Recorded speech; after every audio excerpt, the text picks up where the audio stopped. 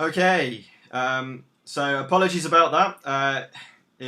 Yeah, I've said it on many live streams. Unfortunately, my computer is pretty terrible. It's one of those things. Now they have started. It looks like we've got Corvash, Nevermore, and Kilgore on the Axes side, and then Corvash, Kilgore, and Goldar on the sword side. It looks as though we've got Ben starting first, and he was going in with a leaping strike to literally jump up into here, and then doing a chop against two of his opponents. So let's have a little look. You can see there we've got 4 damage already on Corvash, on Thagor's Corvash, and 5 damage onto Thagor's Goldar. It looks like he spent a standard core action to move 2 to get Corvash close enough to get to this position, and then he's hit for 2. The 2 objectives are control the enemy deployment zone and control the creation yellow zone as the 2 ones that they are aiming for. Okay, so we are in the action. Apologies, I presume the 2 Shuzaos were banned. They both had those in their teams. So I'm going to presume Shuzao was banned. And then I think it was Taze on this side was not chosen. And Goldar on this side was not chosen. So that was the teams. So we're over to Thagor's turn now.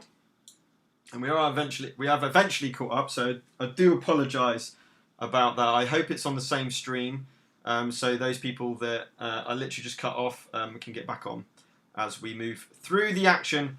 And please do join the chat, ask any questions, what your opinions on the new Kickstarter, what your opinions on the other 2 rules that have just come in, the Bloodied rule and the challenge track. Now for me, I still don't think they've done the right thing by just introducing 1 challenge card on the track. That is a personal opinion.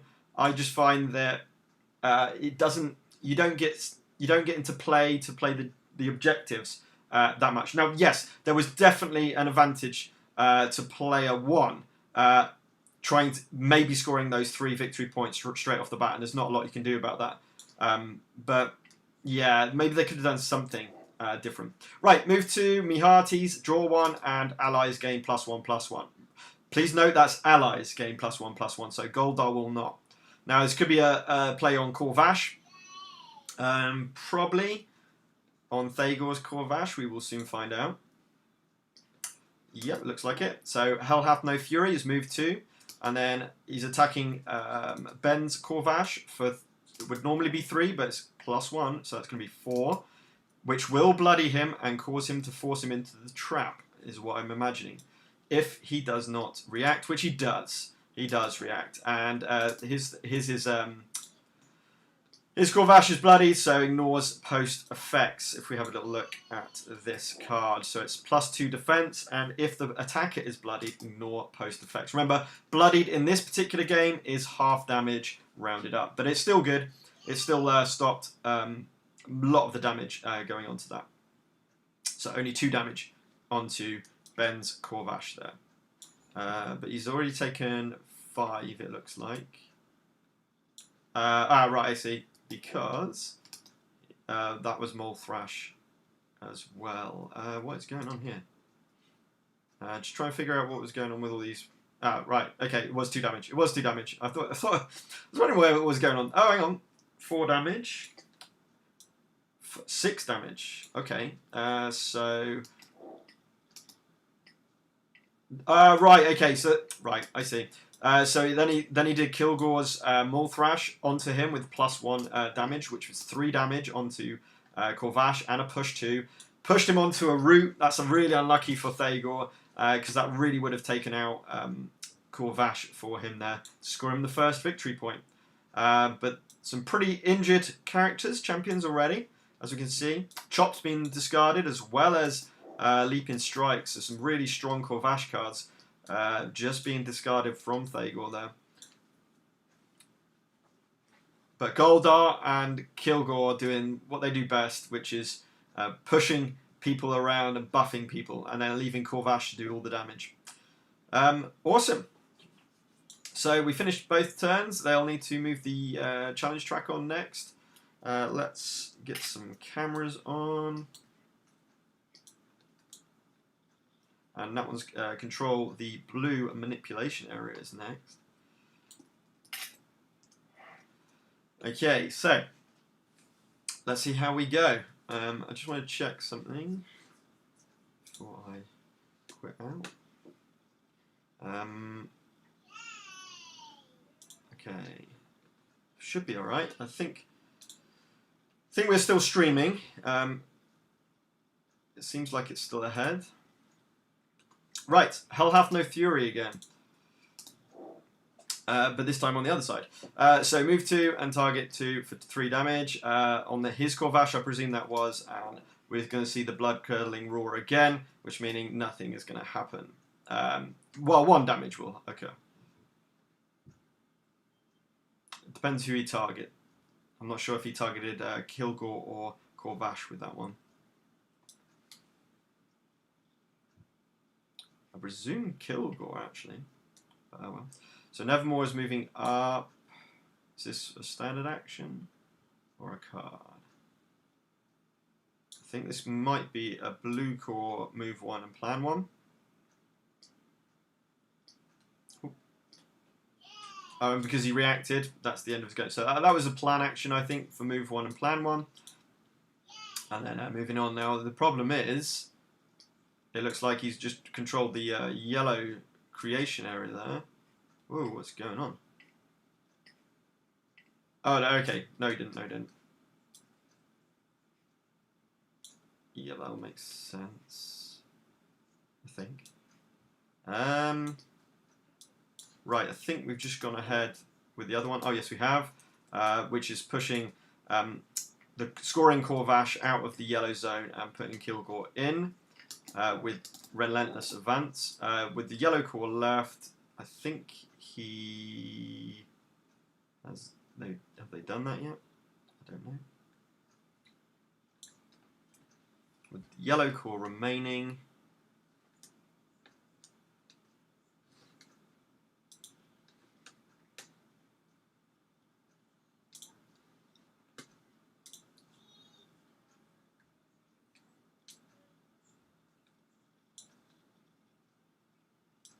He's deciding what to do here.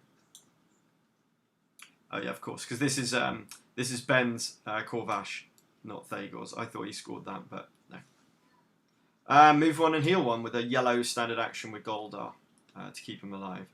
So that's the end of the Thagor's second turn. And drawing back up to 5.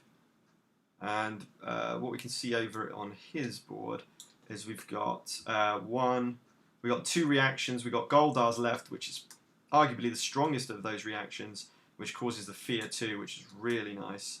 Over here, Nevermore's reaction, Corvash's reaction, and Kilgore's reaction is still available for Ben. Let's see the challenge track now. Hopefully they move this on. Here we go. So the next one is 2 or more adjacent to Rigel statue. Now these 2, if you got control the creation area and 2 or more champions adjacent to Rigel statue, that can be overpowered if they're together, because that can be an easy 3 points gained. If you chuck all 3 of your characters into the yellow zone, that's really hard to displace. It may be what Ben will be aiming for next. Now obviously he's got to get rid of Kilgore from the yellow zone, or at least contest this yellow zone, so not to give away 2 points. That'll be a immediate effect, so there he goes. Oh, hang on. He did not react last turn, I don't think. So he'll have all 3 cores to play with. Corvash is on 4 health. Kilgore is on 4 health, but with the 1 armor, of course. Sorry, not Kilgore. Goldar is on 4 health with 1 armor. And Kilgore is unharmed. He's got to worry about his Corvash, who's only... Oh, Ben's Corvash, that is. Who's only 1. Right, we're looking like we're moving 1. And...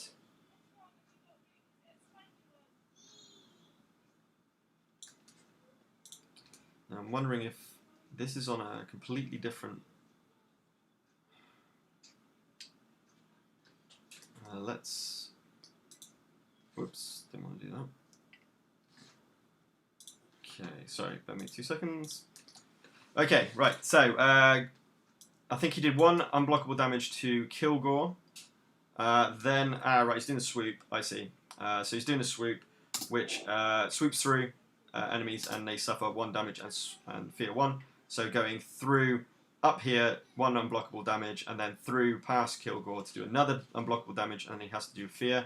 He either moves towards his gold dart or away. So he chose to go there, or through the trap, which would be probably not very sensible. Which I think it leaves him with a yellow core, which is nice. 2 movement, 2 range, 2 damage, lifesteal.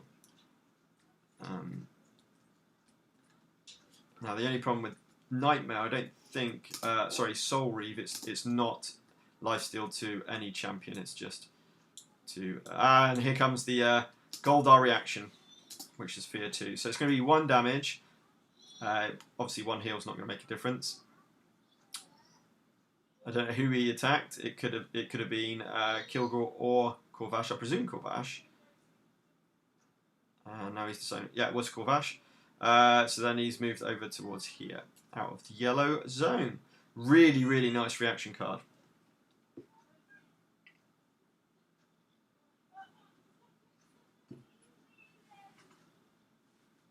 Okay, so back to Thagor. And I think if we got a redraw, I think we got a redraw. Yep. And as you can see, it's going to be the 2 of Nevermore's and Sap Strength from Corvash. So what the players are doing at the moment is just showing what they have in their hand, because you can deduce it relatively easy if you know the cards. So just to speed up play, that is what they are doing. Just check. Awesome. Okay, so we're back to Ben. Or Thagor, sorry, back to Thagor, sorry, not Ben. No, back to Thagor, who is going to go straight in with Sap Strength. Move to target to direct, and if they're bloodied, +2. Now that's going to take him out. So Corvash on Corvash, Thagor's Corvash takes the victory point and levels up with 5 damage on him, but staying crucially in that yellow zone. Now he did react with the red core, so all he has left is a blue core remaining.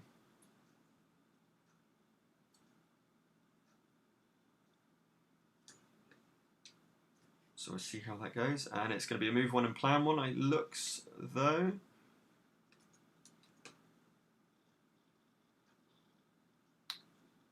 Yep, I think that's a move 1 plan 1. Yep. So now he's meeting. Thagor is meeting. Control the creation area and 2 adjacent to there. So now putting Ben onto the back foot, but a relatively decent amount of damage onto Thagor's characters, especially 5 damage onto Corvash. Most importantly, causing him to be bloodied. Now, that's the problem with Corvash is so powerful in this game. Shuzhou, arguably the strongest character with the original rules. He had best of everything. He could boost his allies. He could deal damage. He can move around the board. He had a lot of health. 2 more champions in trap hexes is the next objective. So Shuzhou was absolutely amazing, and with blooding all of those characters with 1 skill card, with the old bloodied rules, it made him very, very strong card, like probably the strongest card in the game.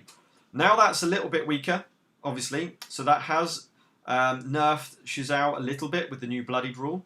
But the new bloody rule has made Corvash even better, and he was already nearly as good as Shuzhou. He certainly could do more damage than Shuzhou, but he didn't have all the rest of the balanced play that Shuzhou does have. Corvash has still plenty of movement. Not necessarily in his just core movement stats, but certainly with all his jumping that he can do. So yeah, it enables him to have a decent movement, certainly. So Shizao and Corvash have been the top 2 characters by a long way in this first season.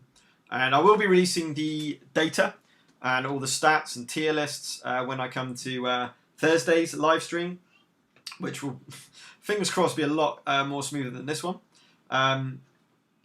So keep an eye out for that. That'll be quite an interesting thing to look at.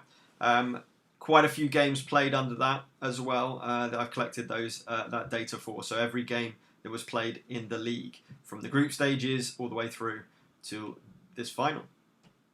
Right, Corvash coming back on.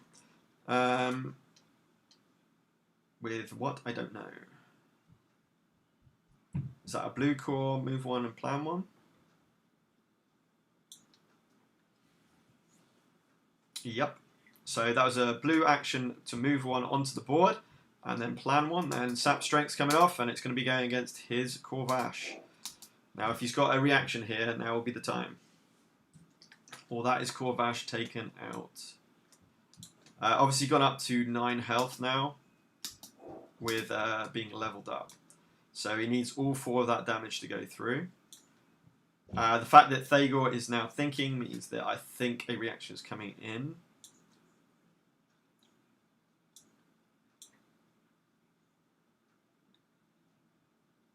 It will need to be a... Yes, it will need to be... Ideally, if he's got Goldar's reaction again, that would be ideal to get Thagor miles away, which will stop... and that will still give him 1 defense, which means that he will still be alive, Corvash. But with the Force 2 means that he's going to be going behind his Nevermore, and he will not be able to take out Corvash unless he's got a red card in hand with an attack, which is never a guarantee with reactions. So, or is it Kilgore's reaction, which is a +1 defense and then +2 defense instead after that?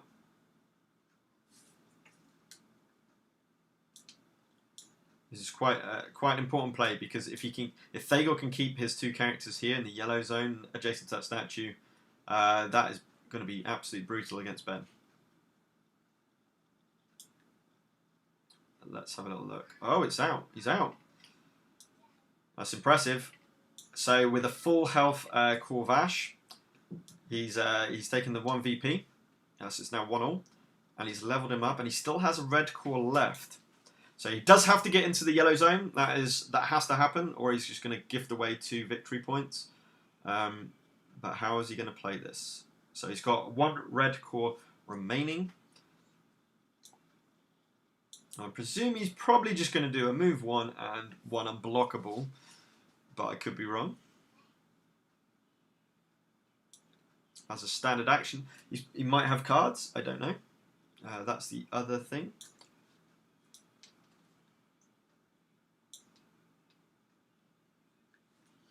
I think he's just thinking what to do right at this moment. Corvash, you see, is in a trap hex at the moment. So you might want to keep that for the minute. Oh. Something about Nevermore? As you've seen what Nevermore's reaction is. Which is, if he's within 2, ignore all post-attack effects or lasting effects. So it could be really good against that kind of Goldar, both boosting his allies. Yeah, moving 1 and doing 1 unblockable. Right, awesome. That was Ben's go. So we're over to Thagor now. Oh. We're over to Thagor. And let's see how Thagor handles this next one. Oh, throw's gone. That was blue though, unfortunately. Oh. Oh, what's going on? Oh. Not quite sure what was going on there. Right, okay. Cool. That's a pretty nice play. Oh, this is a crazy card.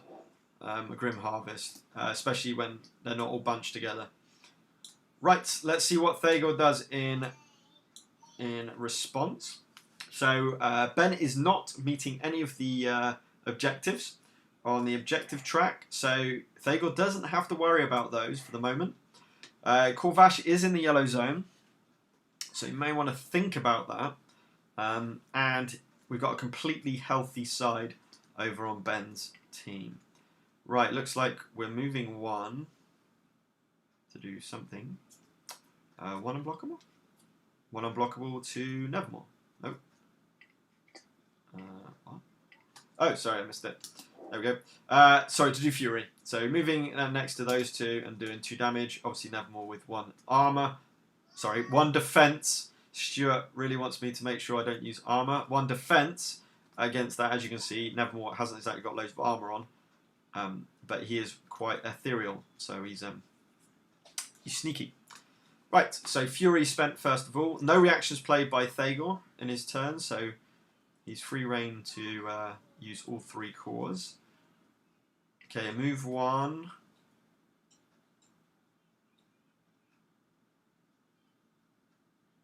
Just to do red standard action, is that? Yep. Move 1, red standard action. And then a blue to move 1 and plan 1. It looks as though, unless he's going to put 5 cards down. He does put 5 cards down, so he literally just used the blue to maneuver Goldar, to be adjacent to the statue. Okay. Champion in each deployment area, which really ties on really well with the one that's just gone. So we still got these acting on at the moment.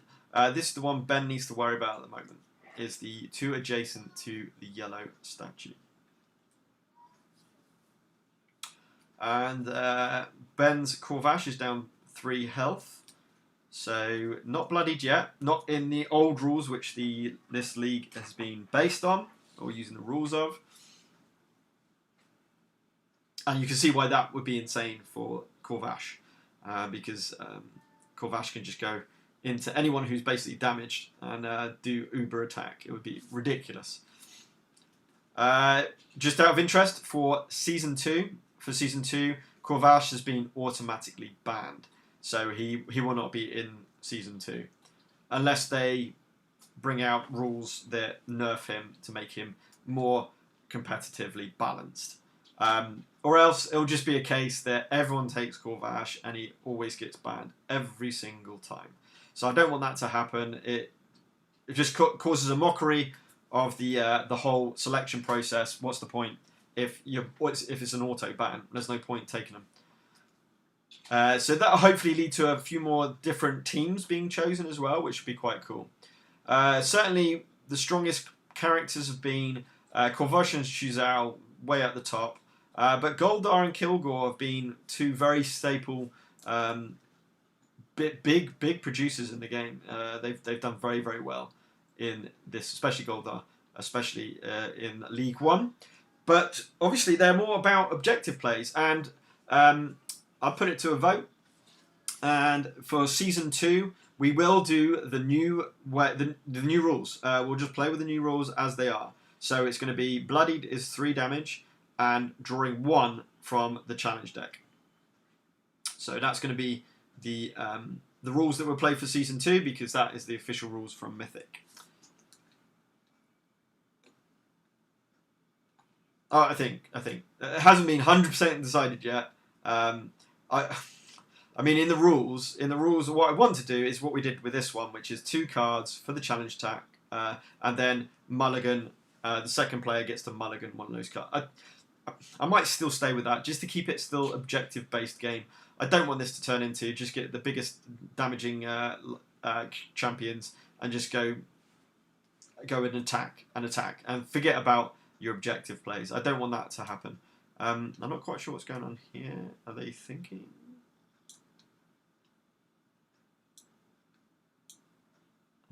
Still Ben's turn, I believe.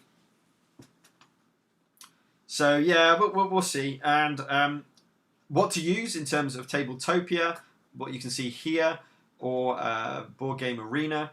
That hasn't been decided as well. That really depends on how many characters they've got at the time. So it might be that we start the first round, the first week, just on Tabletopia.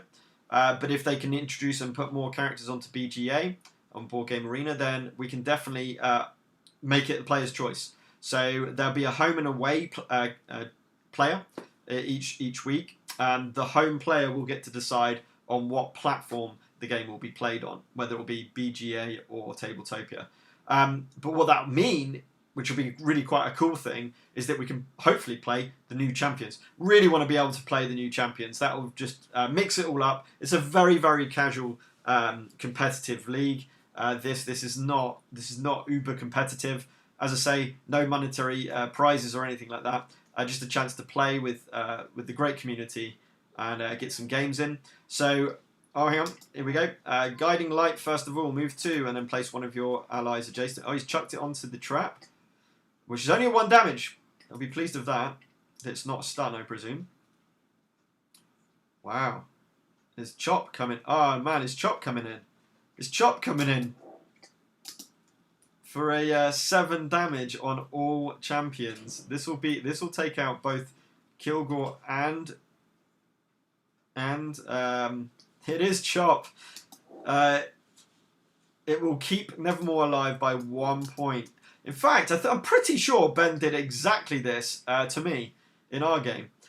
So Nevermore takes 6 damage, taking him to 7, but he does take out both Goldar and Kilgore with Chop. Chop can be absolutely explosive there, and using the buff from Nevermore, Guiding Light, to get the +1 damage to murder them by getting to 7 damage each. Wow. I think that's going to be Ben's signature move from now on. Nevermore to Chop. You gotta love Chop. It's so fun. Okay, well I think he might well have done everything, or does he have a blue core remaining? I think Ben's got a blue core remaining. So it's now 3-1, but please be aware that Nevermore has 1 health remaining, and Corvash is bloodied. Oh no, he's not quite bloodied actually. Corvash is actually on 4 damage of 9, so he's not quite bloodied. That was a lucky trap. That was a very lucky trap because I think he just put his cards down. I think he moved 1 and planned 1, by the way. It was a very lucky trap because if he got stunned, he would have lost Chop, and that would have been a disaster. I think he must have used his blue core. I'm not 100% sure.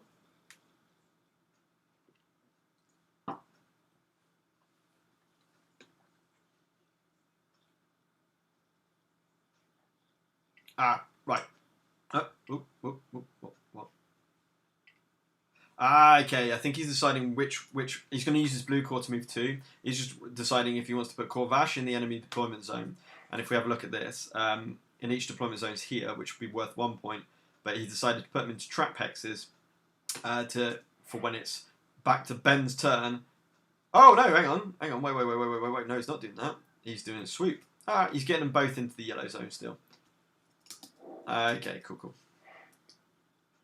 That makes sense. That'll be gone, but certainly this one will still be around, which could win Ben the game. So Thagor, all 3 champions are off the board. What can he do in response? Now, Nevermore's the target, surely, with 1 health remaining. And he's going to start with pounding on Corvash with Sap Strength. He's not bloodied yet, but so I don't know if he's aware of that, because he's got 9 health, and with the old bloody rules, that is not bloodied. I think he's just shown Thagor that right now. I don't know if he just realised. He didn't realise it was a levelled up Corvash, perhaps.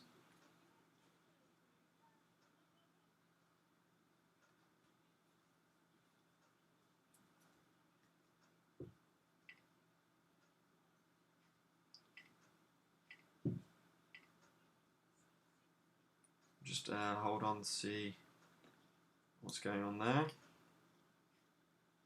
No, so yeah, I think that's what he realised was, right, so he's going in with set sail, does 1 damage, now he is bloodied, and now he's attacking him for the full 4 damage now. 4 damage, which will take out Corvash if Ben cannot react. This will be an important reaction. No, not reacting. So Corvash, Thagor's Corvash is leveled up, and they are stopping. Yep, and that stopped the scoring for Ben. So leveled up Corvash is now out, and it's spending the red core to move Corvash adjacent to the statue. It's a shame he couldn't quite. Yeah, he wants to play the objectives rather than. I mean, he could have taken out Nevermore, but is that much point? Because then Nevermore gets on the board, and then he can go away straight away and start doing damage. You might as well keep him low damage for now. I think that's a sensible move by Thagor. It's not always the best play to just take out characters. Sometimes taking them out, getting them to full health, is not always the best play. Right, let's see what new ones we've got on next. So back to Ben's turn. But what's new? 2 or more adjacent to the blue statue. It's good that the manipulation control area is over here, so it doesn't make that too strong an objective. But something to think about. Obviously, they are competing this yellow zone at the moment. That's the number 1 zone they're trying to get at the moment. But yeah, the new champions for round 2. We've got to be careful not to call it season 2 because it's not a new season. Mythic have already stressed about that this is a continuation of season 1 with the new champions being released. Really nice to hear that they really want to support the retail local friendly game stores. So please hang on to your subscriptions. Please hold on to your pre-orders if you have done that for King Alistar and Khalees as well. Right, okay. So Ben is moving Kilgore. Ooh, by a standard move, I presume. Right, awesome. And then he's going to do in a force, thrown into a trap, I presume. This is stun. It could be good against a reaction. He hasn't got a Goldar card. Ooh, so at least Ben can see what's happening next, and that is a Corvash heavy turn. Oh, some fantastic cards there. What a hand. Kilgore, and I mean, his Kilgore's off the board, but you can get him onto the board doing something, but oof. Yeah, that's a strong hand. But yeah, he was after damage, of course. But it displaces him away from the statue, which was the number 1 thing to do. Right. I think he's done. He moved 2, then he did. No, sorry, yeah. And then he's got 1 more turn. So he's going to move to target. Or is he? No, he's just moving. Move 1 and plan 1, maybe? Who's he attacking with that? Oh, he's attacking Goldar, of course he is. Attacking Goldar for 1 with a plan 2. It won't do any damage, but it'll enable Ben to plan 2 cards instead of 1. Or up to 2 cards, I should say. Which is Dark Envoy. Love the art in this game. Absolutely amazing. So for round 2 of the online league, which is like season 2 of the online league, the prize won't be a miniature. The prize is going to be some digital art. I'm going to be doing some digital art based on the Super Fantasy Brawl characters, and those will be original, and those will be offered to the top 3 players of the league, as well as bragging rights and their name forever etched on the online league winner board. But yeah. So Corvash taken out gives it Thagor another VP. So we're talking about 3-2 to Ben, but it's now Thagor's turn. No reactions played, so I think he's got a full Yes, no reactions placed. So he's got full 3 cores to see what he can do. Try and even up the score. Nevermore, remember, is on 1 health. So I don't see Nevermore lasting very long. You can guarantee... and that will take away the 2 characters again from the yellow statue, therefore making it so Ben doesn't score a VP for objectives. So red cores are always good as a level up. He may want to go down Goldar's route to move 1 and do the unblockable. Goldar's got a great level up ability where he's immune to push. That can be extremely strong. Even though there's quite a lot of forcing with this team rather than pushing, and he's not immune to forcing. So I don't know. Or does he go with Corvash? Yeah, I think he's gone for Corvash.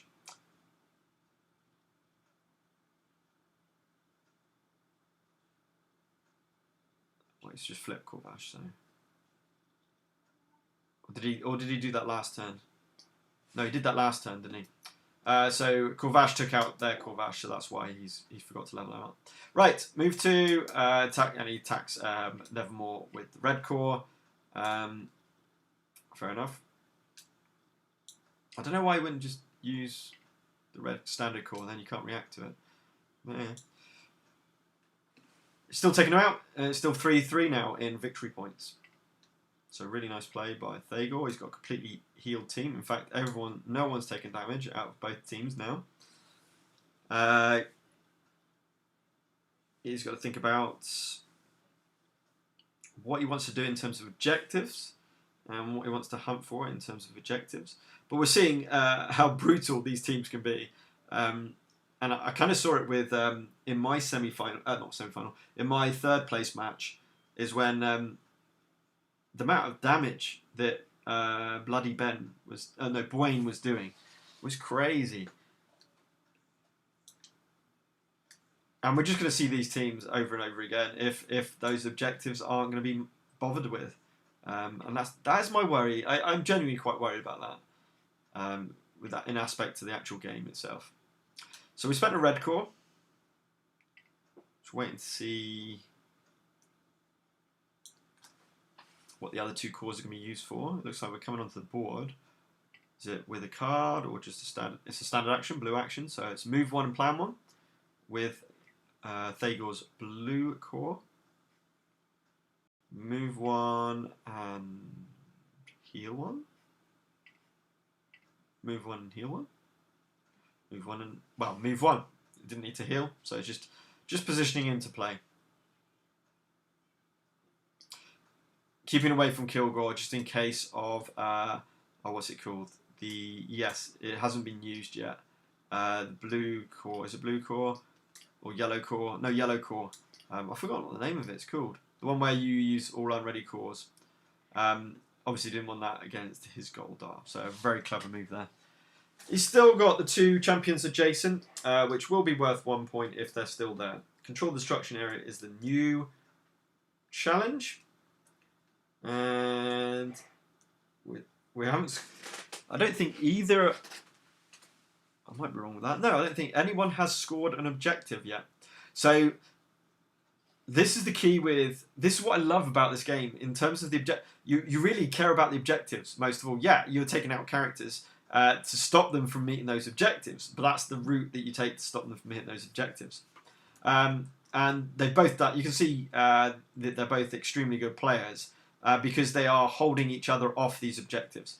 That's kind of the key. That's how you... it lasts a bit longer as a game, but that's how you don't lose quickly. If you can stop the objectives from happening, that's going to help you to stay in the game and try and win by attrition. Okay, so we're back to Ben now for the new round. So let's see what we have in store. I just check. I am still live. I think I'm still live. Yep, it actually looks stable, believe it or not. So yeah, apologies again about the start of the stream. It It didn't start off well at all. Unfortunately, it's just, yeah, my computer's not good at live streaming. But now we're in, we should be fine to go. And this is, just as I thought it would be, a very tight match. We got 3-3 on the cards. Quite similar teams, the only difference being a Goldar and a Nevermore as the different champions for the players. Ben is considering what to do here. He's got 2 champions in his gate off the board, and so whether or not to bring them on, what to do with them. Thagor will be scoring 1 victory point if he cannot displace one of these champions. It's going to be quite hard to do because of the positioning that Thagor has put his champions in.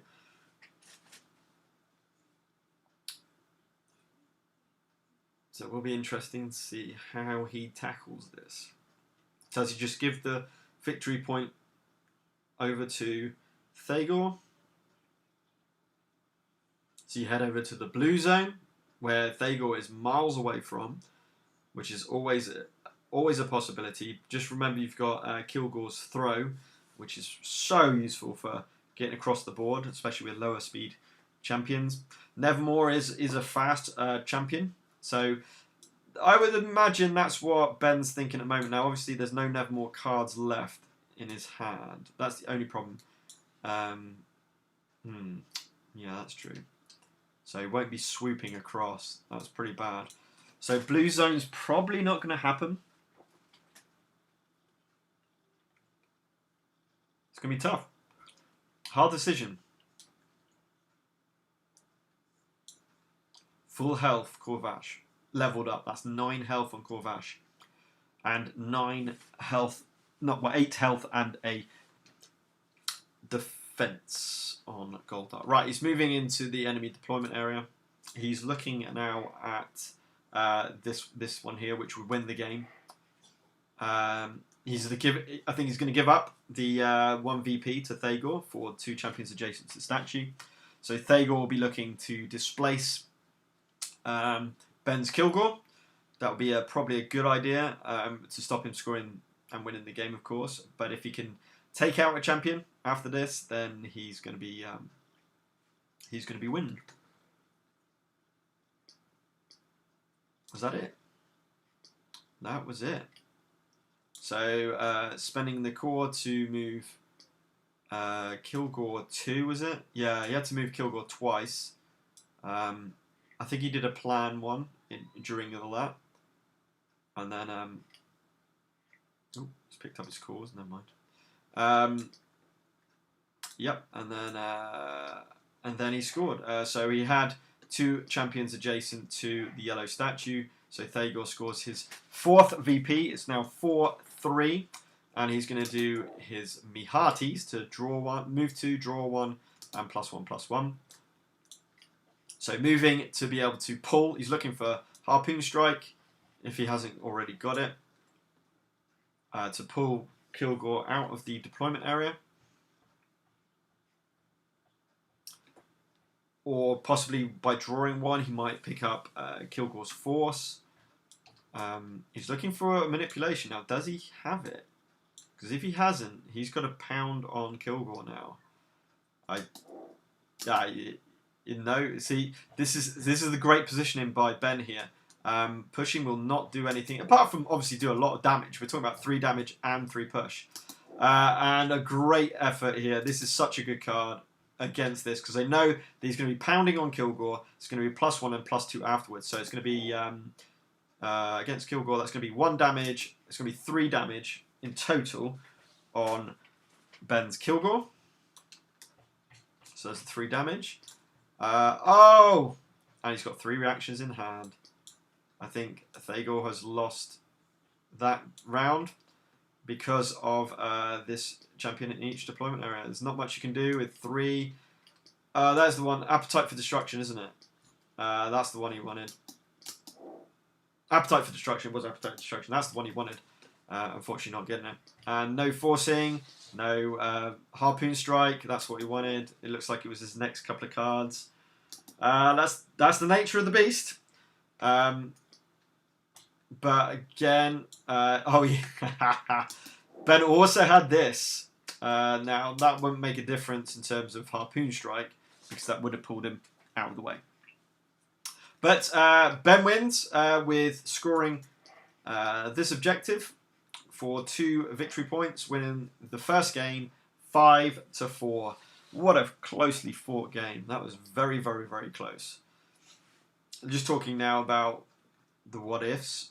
So the idea that if he had lifesteal, first of all, he could have done, not lifesteal, appetite for destruction, first of all, to do 5. He would have caught, that would have done 3 damage to start with. Then he could have done this for a further 2 damage. So that's 5 damage. And then he would need a red core, which he says that he would have been able to use. Yeah, maybe. I still don't... I mean, Harpoon Strike obviously is the only one that would have worked, or this one, of course. But I don't think he would have been able to take him out, not with 2 reactions.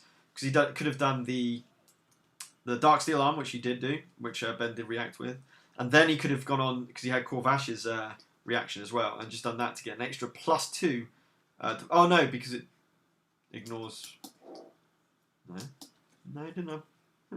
Don't know. I think they're playing out now. Is there any way he could have stopped it without Harpoon Strike? Obviously, Harpoon Strike's the number one. You just play it and then you pull them out of the way. Awesome.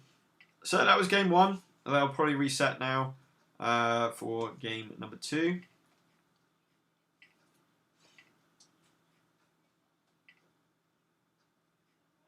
Oh, he's wondering if maybe if he went for Corvash instead of Kilgore. I think they're just deciding if it's... I don't know. Okay, so we'll give them some time to reset the table, as it were, ready for match 2. Obviously, this is a best of 3. So it's currently 1-0 to Thagor in terms of games. Sorry, Ben. 1-0 to Ben in terms of games. And we will see game 2 very shortly. The new champions, I was going to say, the new champions in round 2 that we've been seeing, the 9 new champions, it's going to mix up the game quite heavily. Some absolute fantastic mechanics going in play. There's been a fair amount of talk about Sir Tentaclop in terms of just a bit too strong. Every single card seems to be really quite powerful. Yeah, he's quite slow moving, but he's got jumping, so he's got ways around that. And we've already seen the fact that Kilgore is pretty slow moving, but he can get around the board quite easily as well, with his jump especially, and his force as well.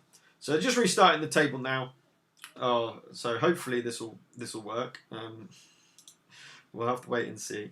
But yeah, really looking forward to these champions. It's going to change the game up a bit. Corvash, too strong, way too strong. With the new bloodied rule, that has to be kind of looked at, and it has to be addressed. I think when I say that, I just mean for competitive play. I don't mean for the casual play. I mean you play what you want, yeah.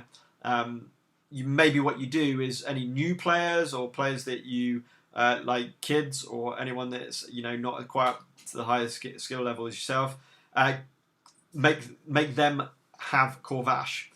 Because number one, it's all about just damage, so it's an easier play. You don't have to worry so much about the objectives, although he can manipulate opponents for those objective runs as well. So he's just a very strong character overall, full stop. But with the new bloody rule, he just becomes way too strong. And so Tentaclot is also extremely strong character. So yeah, I don't know. I really would like to see some more support in terms of living rules, tournament rules, stuff like that, to come into play for SFB. I think it's essential and it's needed desperately. I understand the point of... I definitely think doing a Kickstart is fine. I think that's a great idea. I think with the current times that we're in, with the meeting up in person, doing real life tournaments, conventions, is just not happening at the moment. So I can completely understand why Kickstarter is being happening. That totally makes sense.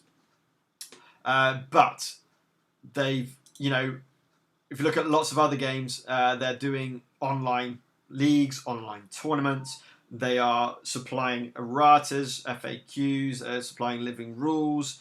They are changing up the rules. They're not changing cards, and that's the important thing, I think. I know Mythic do not want to change the cards. They would rather just tweak certain ban lists, whatever it might be, to make it just more balanced for the competitive side.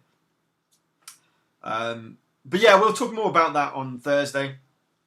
Once we've seen much more of the Kickstarter, obviously when it's launched, which will be great. But yes, until then, it's a little bit of hearsay. But yeah, but in terms of apart from 6 to 10 o'clock, not super happy about that one. It doesn't seem balanced at all. They've talked about the fact that they're changing some of the details of the card, which is great. So at least they're listening to feedback and applying it. So Shuzhou banned and Corvash banned. So we're going to see Shuzhou played for Ben's team, I think. Ooh, that's going to be cool. And this is the old rules, okay? This is why Shuzhou is so powerful. Oh, wow. Corvash, Kilgore and Taze. That's a powerhouse. And then Kilgore, Goldar, and Shuzhou. Wow. This is going to be very interesting. I mean, and that's what... this is what... In a way, the new Bloody Rule, I love, by the way. I just want to put that out there. I think the new Bloody Rule is such a good move by Mythic because it simplifies the rule, which was already quite... Hang on, let's go and see the objectives. 2 or more adjacent to either yellow or 2 or more adjacent to the blue.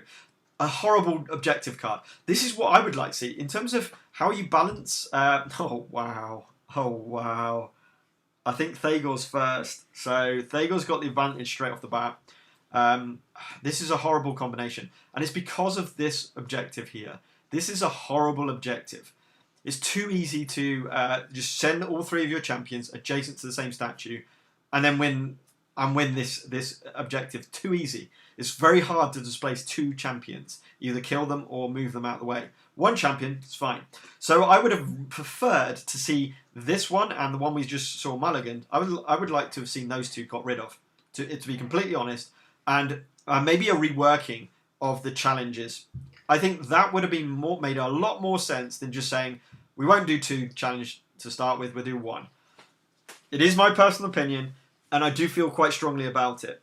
I just don't like it. I genuinely just don't like it. I think it takes it away from this idea of this objective. I understand that something had to be done. It's too strong for the first player to get something like this that just popped up and to move on. After round 1 and then they score 3 VPs. It's way too strong. Now the good news is for Thagor, it's a bit further away to get to this blue zone. But it's certainly manageable to get there. He's got a dashing champion. He's got one that can throw. So potentially Thagor, if he gets the right cards here, he can be giving... he could be sending Kilgore, could be placed in the middle, moving over to here, throwing this champion into the blue zone. He moves into the blue zone. And possibly if he's got Leaping Strike, he can jump in as well. So, yeah. We will see. Yeah, because it's 3, isn't it? 1, 2, 3. I don't think you can get all 3 champions in the blue zone with those champions. We will see. We will see. I'm sure he has he will mulligan to try and do this. But yeah, Bloody Rule, brilliant. Absolutely brilliant. It's also nerfed Flash of Jade from Shuzhou, which is way too strong, you could argue.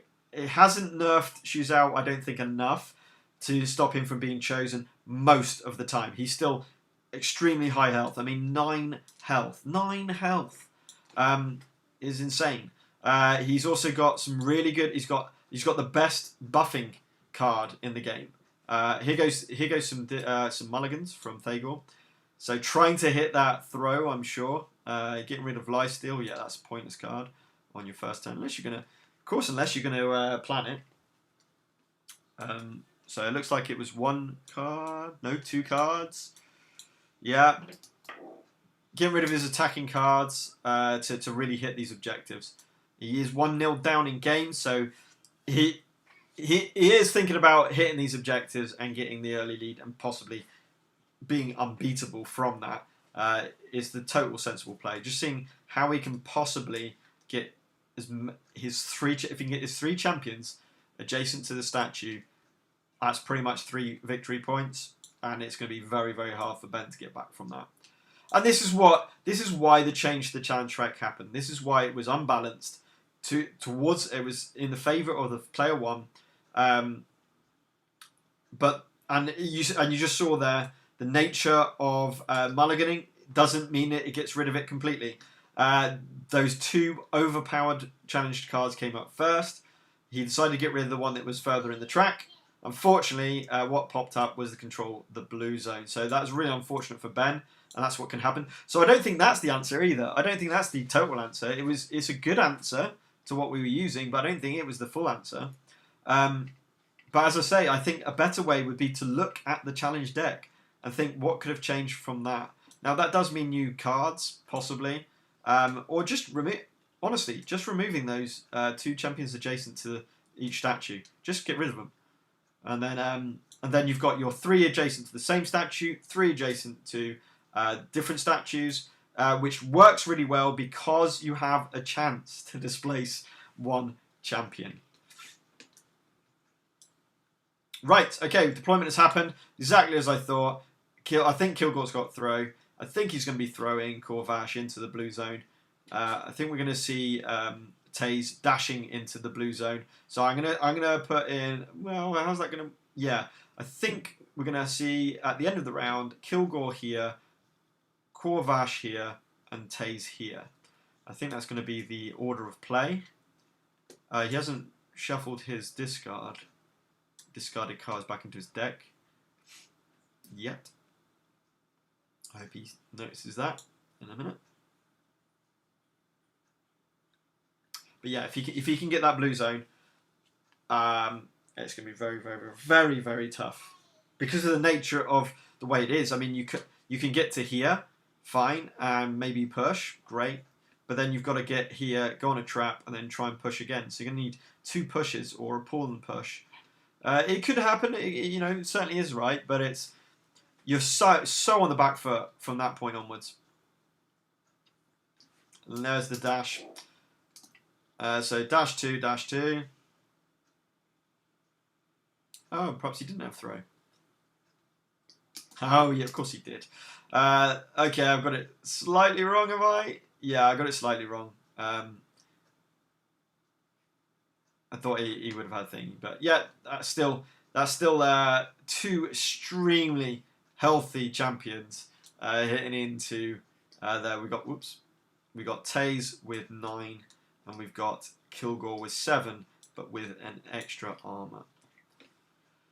So it's now up to Ben. All he has to do is either push Taze out towards this trap, or better still, do something with Kilgore. Just be aware, ideally, he does not want to be pulling him into this trap because it could well trigger this first objective, possibly.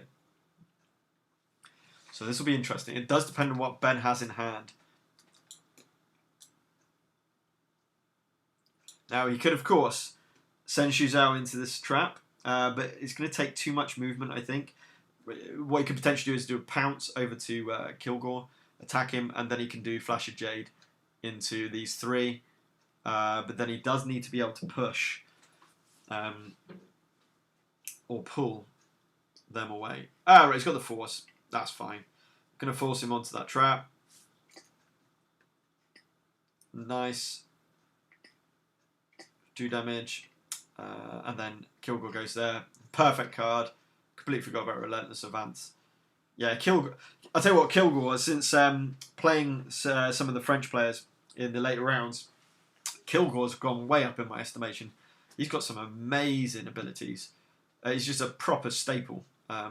So I'm not surprised he's well up there. Goldar, I've always liked. Shuzhou has always been a strong character. Excuse me. So out of the original 6, Darren is strong as well. They're all good in their own ways for their own abilities. But you could argue there are stronger characters compared to others. like Dugran, if there's only going to be one challenge card released at a turn, why bother with Dugran? Because he was your objective holder. But if you don't have to worry about that, what's the point? There's so many much better characters out there that'll help you with all that. Okay, then some standard actions just to get into the blue zone. Fair enough. I think there was a plan 1 in there as well. Control the creation area is next. So believe it or not, the top 4 cards of the challenge deck was control the blue, control the yellow, 2 adjacent to the blue, 2 adjacent to the yellow. So that can show you how unbalanced this challenge deck can be because of those 2 champions adjacent to statues. It's that I honestly feel that's the problem, and that's the thing they should have addressed, not just change the rule. Sorry, I keep going on about it. It's only because I feel heavy about it. Right, okay, Morphrash is next. Move 1, push 2. So he's going for the takeout. It looks like. It looks like Thagor's going for the takeout here. So it's going to be a 2 damage, which will be a 1, with push 2, which will take it down to 3. Okay. Right, Corvash is coming in. I think he's trying to get him bloodied. And he's going to come in with a Corvash special. This has to work, though. Or that's game... Well, not game over, but that could be 3 points to Ben. That's going to be very hard to get back to. I think Ben's deciding whether to react here. He does not react, so he's going to take in 3 damage in total. So it's 3 damage onto Kilgore, because of the push 2 from Morphrash will mean that he gets banged into the pillar twice. Here it comes, which will cause the force 1. So a really nice play to take him away. Love it. So can he defend this? He's got cards. No, he hasn't. No, I think this is with the reactions he's got. Nothing can stop that from happening. I don't think. It's going to be pushing him into the red zone, of course, for this. So it's going to go for 3 damage, take it down to 2 damage. Both Goldar and Kilgore's reactions are only 1 defense. So he will be bloodied, guaranteed, after this, and will be forced out of the blue zone. So a really nice play by Thagor. That's why he did the Morphrash to start with. Oh, he's thrown him into there. What? Oops. Oh, I think Ben got confused there. I think Ben thought he was going to move him into the trap, and no, obviously he wouldn't do that because of scoring the VPs. They're just going to shuffle that one. Yeah, that's fair enough. That was just a mistake. Okay, he still needs to take the damage. He still takes 1 damage. So you need to make sure that... And then he's spending the yellow core to move 1 and heal 1 with Kilgore. There we go, so there's the damage. And Kilgore's going to heal 1 of his wounds. And move into the blue zone.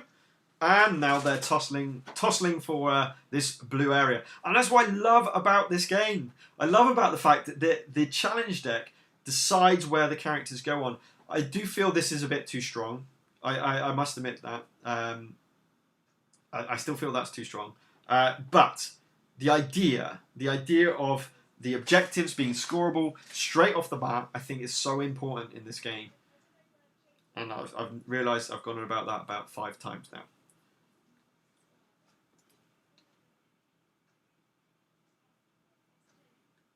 Okay, so we're back to Ben's turn. And it's going to be to and fro, moving characters out the way. We're trying to anyway.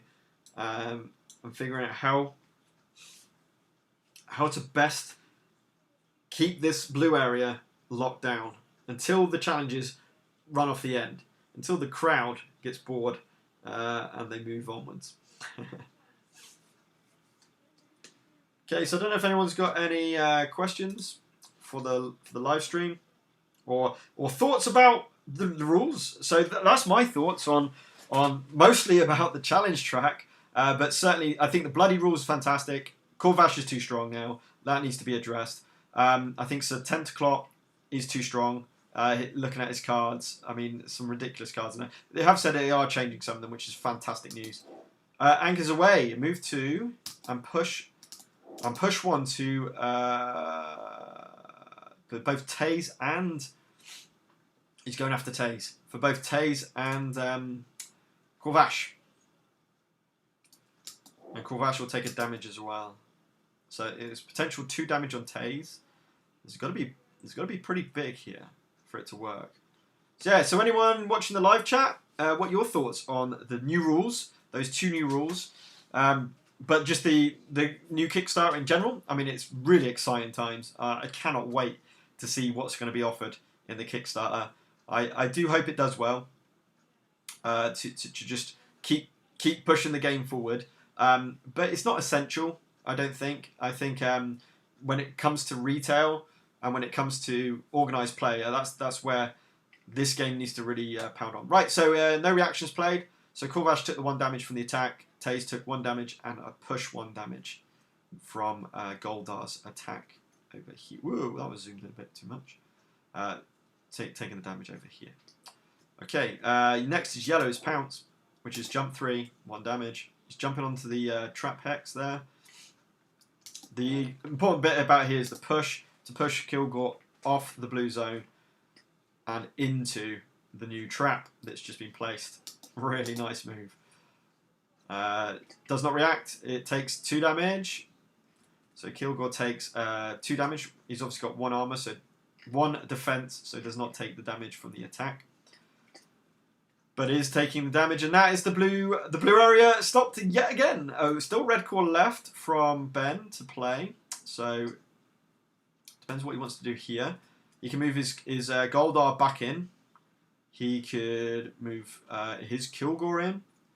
It's kind of up to him. He's got full health with everyone. Goldar would be the stronger play probably. But if he used Kilgore, he can do an unblockable damage onto Kilgore to blood. Oh, he's got the Flash of Jade.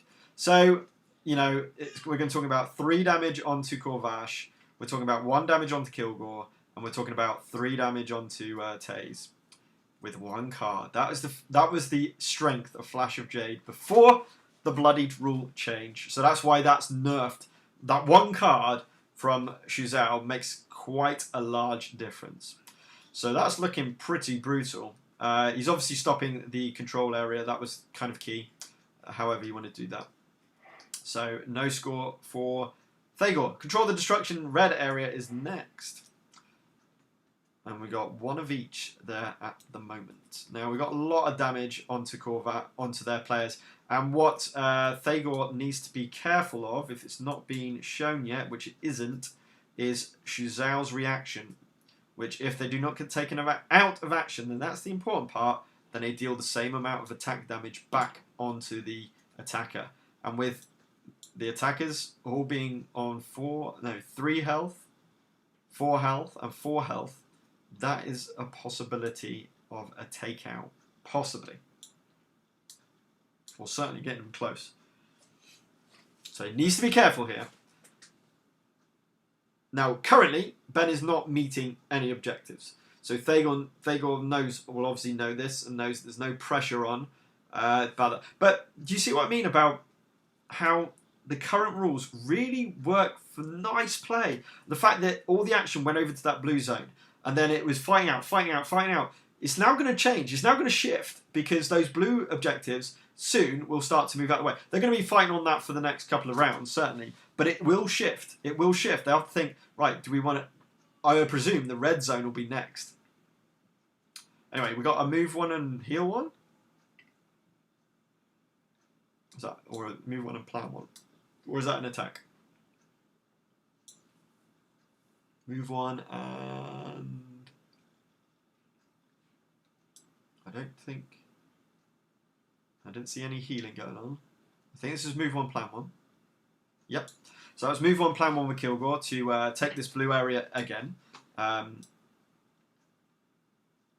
this is good. This is blocking off Taze, not from Goldar, admittedly, but it is blocking off Taze a little bit.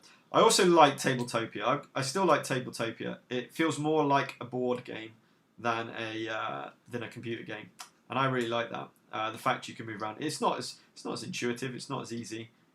And I would say it's certainly not as good as. Oh, hang on. What's just happened? Oh. Did we do 1 damage to? Yes, I think we did 1 move 1 and damage 1 to Kilgore. He did a move 1 and plan 1, and he did a move 1 and heal 1 with Taze. So I think that was 3 standard actions played. Awesome. Cool. That's Thagor done. So we've got no one in the chat who's excited about Kickstarter round 2, or just Super Fantasy Brawl in general. Can you still hear me? Hopefully the sound is still working on the stream.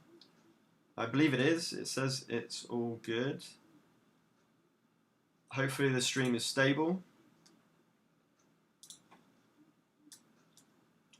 Right, we're back to Ben, who's got this look like Harpoon Strike. We're going to see now to get Kilgore out of the way. Oh no. Harpoon Strike is in his discard. Huh. No, I think you just placed it there. So I think it's Harpoon Strike. Harpoon Strike? Harpoon Strike? I don't know. I think it's Harpoon Strike.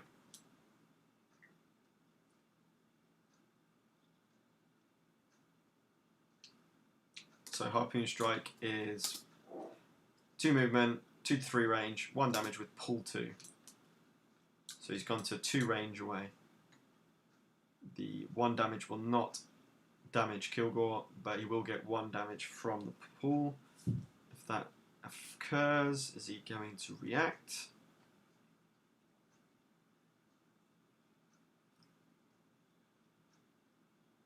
Maybe with Taze's reaction to dash 1, which is always good. Oh, sorry, no, it didn't have. What's going on?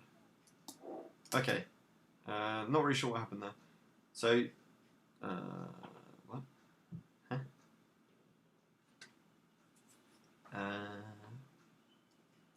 Okay, so he's doing me hearties instead. Move 2, draw 1, and +1/+1. So did he not have harp? I don't think he had Harpoon Strike in his hand. I don't know. Okay, +1/+1. Drawing 1.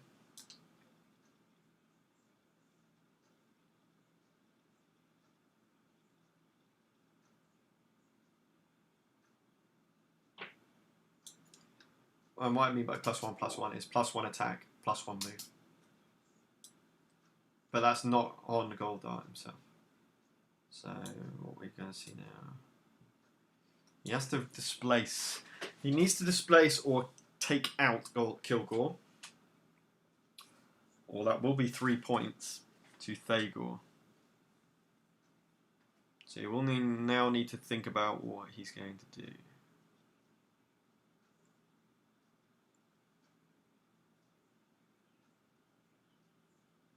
I don't think there's much he can do.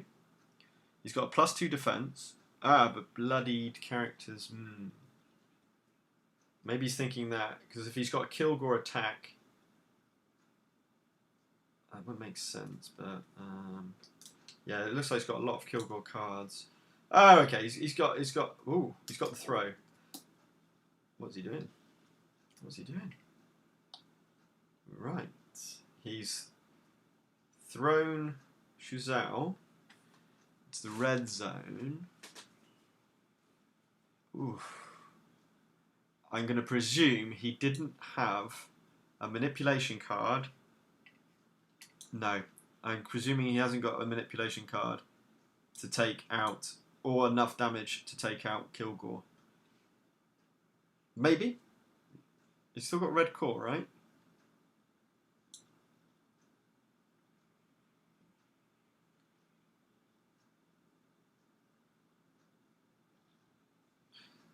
So he's taken the red zone.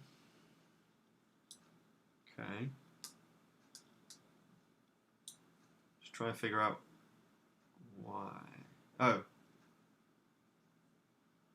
Okay. Huh.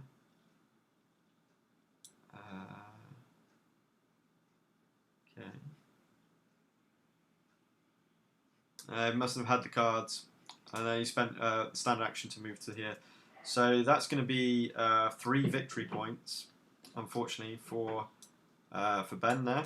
Onto Thagor. So well thought out Thagor to control that zone.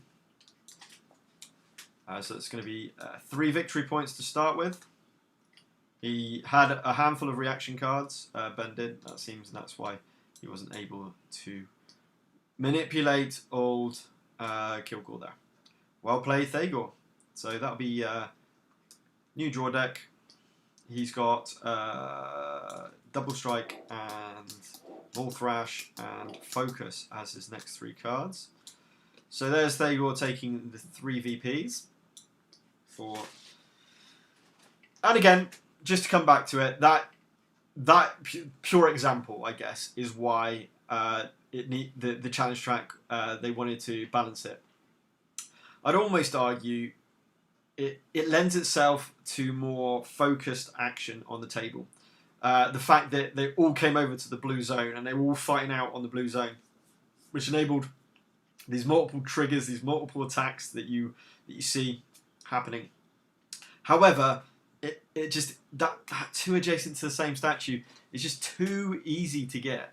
It's so hard to play against, and that's the one I don't like. Anyway, we've got a move 1 and hit 1. Yep, to Kilgore to do a lot, and then it's Appetite for Destruction to take him out. Now the Appetite for Destruction will be a relatively decent amount of healing. It'll be 3 heal with the 1 standard core left.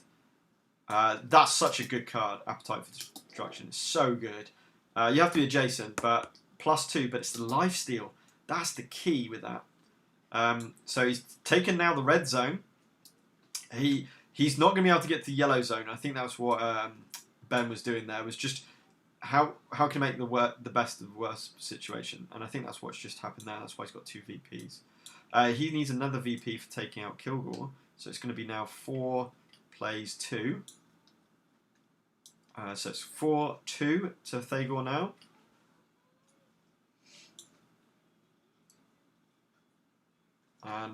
And his level up ability is immune to stun. He picks up an extra health, so he's got a bit more longevity. But Shizao just scored the 2 VPs for controlling the yellow zone, so now that's why Ben's got 2 VPs. This should be 4 VPs because of the takeout. Okay, 4-2. Advantage Thagor. Ben needs to do something here. We still got a fair amount of damage on both Corvash and Taze. He's got 2 characters in the red zone. He needs to be careful of that because that's the winning score.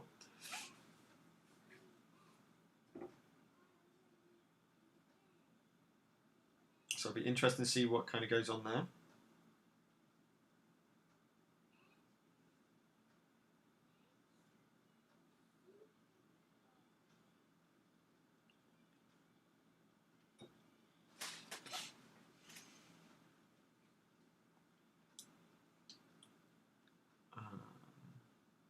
Did they move? Yes, they did.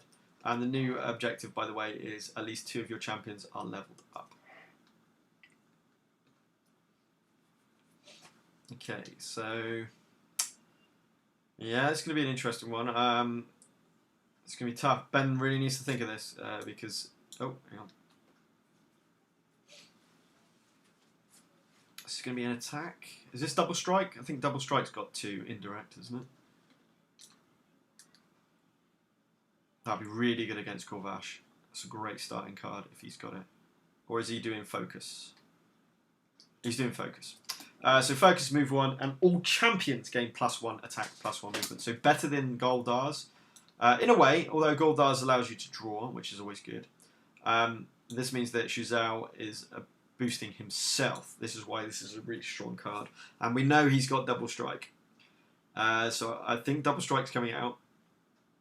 I just can't remember if it's adjacent or if it's direct damage, direct range, or if it's indirect range. We'd have to wait and find out. And there it is. Oh, it's adjacent. You get to dash 2. He's going to dash into the trap, of course, doing 1 damage. It will not be too fussed about that, but doing 3 damage with double onto Corvash. So what we got? We've got +1 defense, +1 defense, +1 defense. So he's only got the +1s. Oh no, +2 is Corvash, isn't it? I think that's enough to take him out. Maybe? Or is he reacting? No, it's taking him out. So Corvash out, Shuzhou up, leveled up, which is -1 defense to adjacent enemies. Another VP, so we're now on 4-3 to Thagor. He still hasn't given himself an extra VP. I hope he knows, because he took out Kilgore and scored 2 objectives. I hope he knows he's on 4. Can I write on here?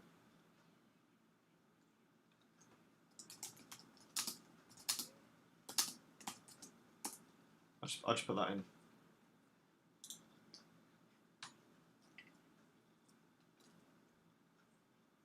Just to make sure they know. I don't know why it came up 3, but hey ho. More Thrash. Was that more Thrash or? Oh, maybe not. Oh, what just happened? What just happened?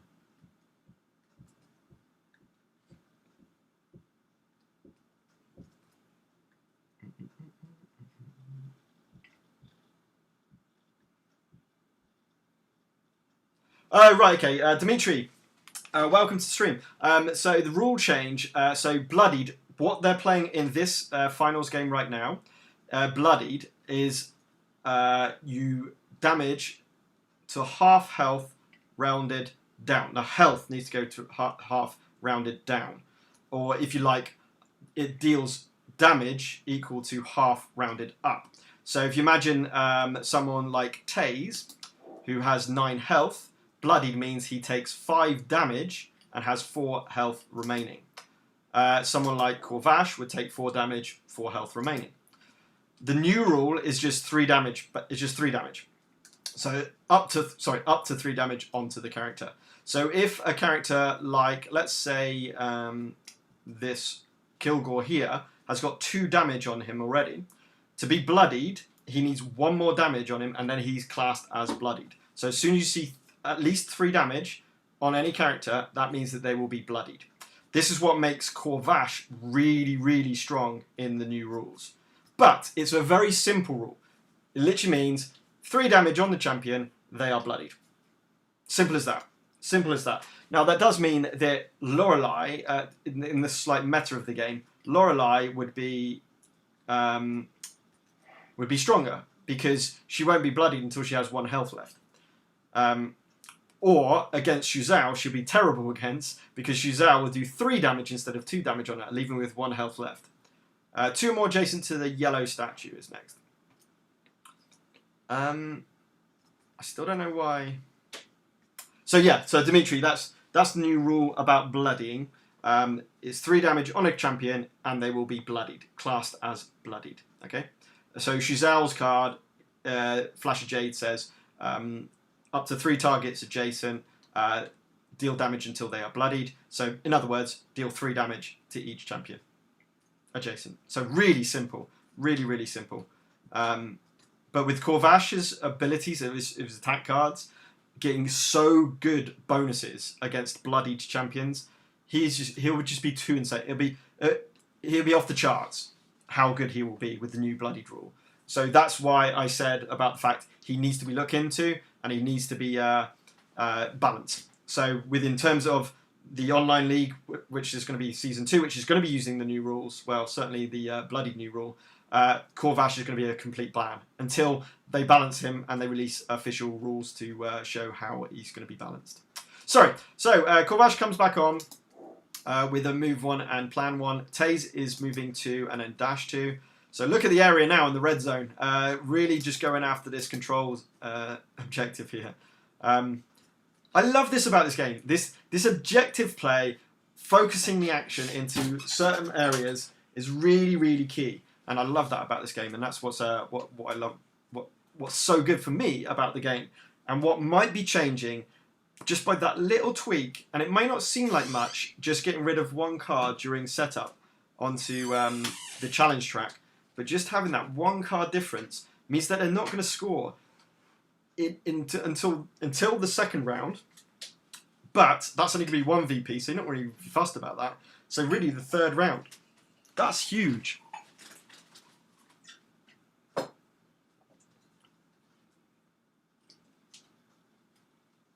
Okay.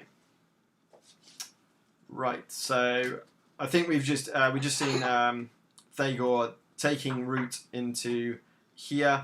I think we did 1 damage onto Goldar. That was basically to stop Ben from scoring the red zone, another 2 VPs and winning the game. I'm sure Thagor should be on 4 VPs, but he's not changed that. I did put it in the chat. No problem, Dimitri. And you do understand there a lot of things I talk about here about this idea of the challenge track and all of that stuff. It's very much in the competitive game realm.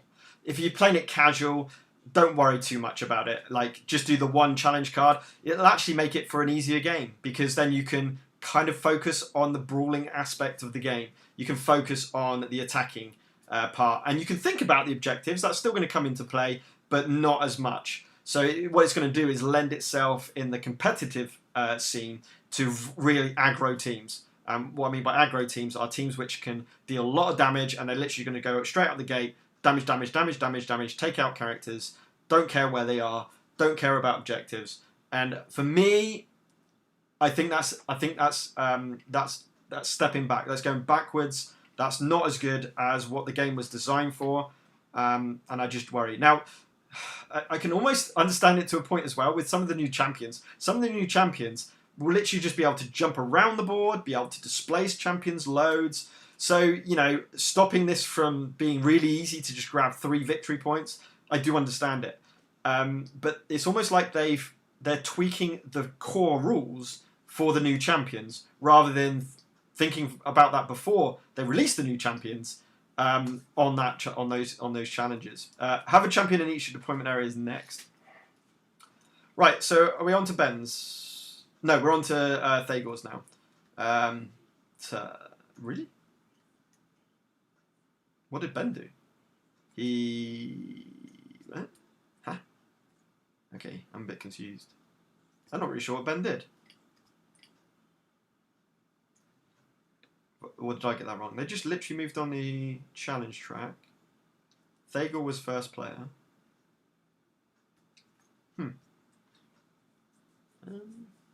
Okay. Not really sure. Ben's characters haven't moved. They haven't done any more damage. Okay. A bit confused with that. Not sure what happened there. Right, anyway, leaping strike. Move 1, jump 2, 3 damage. Staying where he is, hitting someone. Don't know who.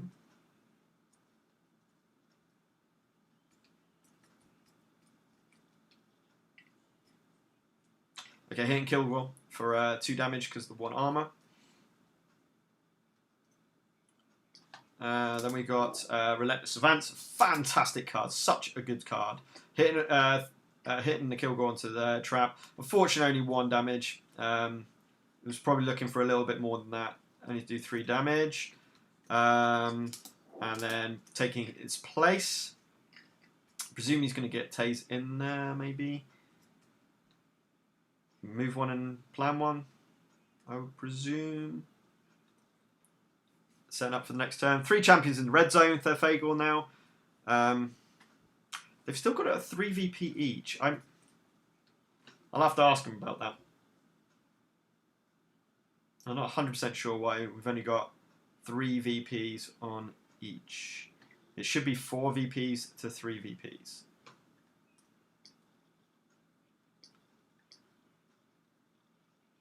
Unless I missed something. But I'm pretty sure, yeah, Thagor scored the 2 blue objectives over here on that third or fourth round, scoring 3 VPs. Then he took out Ben's Kilgore to get 4 VPs. Ben scored the yellow zone for 2 VPs and took out a character. I think it was it Kilgore? No, took out Corvash for an extra VP. Right, Appetite for Destruction. Love this card and its lifesteal. This is so good. Oh, we got the reaction against it. So it's not going to be the full 5 damage. It's going to be the 3 damage because of the nature. Well, hang on, let me think about that. It would be 5 damage normally. Taken 1 is 4. Taken 2 is 2. 2 damage. 2 health revived from Kilgore. So he is bloodied now. Just. He's immune to stun. So this will be interesting. If he can get... He hasn't got Corvash, or has he? No, he hasn't got Corvash. Ben's not got Corvash in this particular one, so... Gonna have to think about this one. Because he cannot give the win to Thagor by just giving him the red zone. So this will be interesting. Another really, really tight game. You can see with these are 2 fantastic players in the French league who obviously joined this online league. 2 very good players, and you can see when you get 2 players that are extremely good players playing against each other, that it does amount to these really tight games, even with those objectives doubling up. You saw how Ben was thinking about, right, take the yellow zone, give him the blue, at least gives me some VPs, gets me close to Thagor, and then we can take it from there. So it's going to be really interesting to see what his next play is. So does he give up the red? 2 champions leveled up. I don't know why that wasn't moving. At the moment, I think they've got 1 leveled up each. Yes, they have. They've got 1 leveled up each. But if he can take out Kilgore, obviously that will mean that he will get rid of a leveled up character as well. That'll be interesting.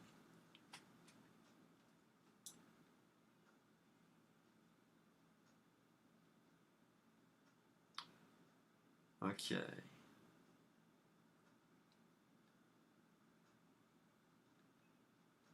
But yeah, I think everyone's desperate to play the new characters, the new shiny. So, you know, if they only release the new characters onto Board Game Arena, then we might transpose the online league onto the Board Game Arena. I'll be very flexible to the league to allow whatever way to play as possible. At the moment, in its beta form, they just don't have the characters at the moment. Oh, there we go. We got the Force. Yeah, and the Corvash going in. It's a stun. There's not been many big damaged traps at the moment. He's got rid of his manipulation card, which is really important. That's really nice. And, of course, taking the red zone. Great play. Such a strong, solid card. Such a strong, solid staple card from Kilgore. Relentless Advance. I think he's still got... it was Appetite for Destruction. Still got a yellow core left. So does he just heal up Kilgore, get him full health, or does he have something else to do? He's in the red zone now, so that's all he needed to do first of all.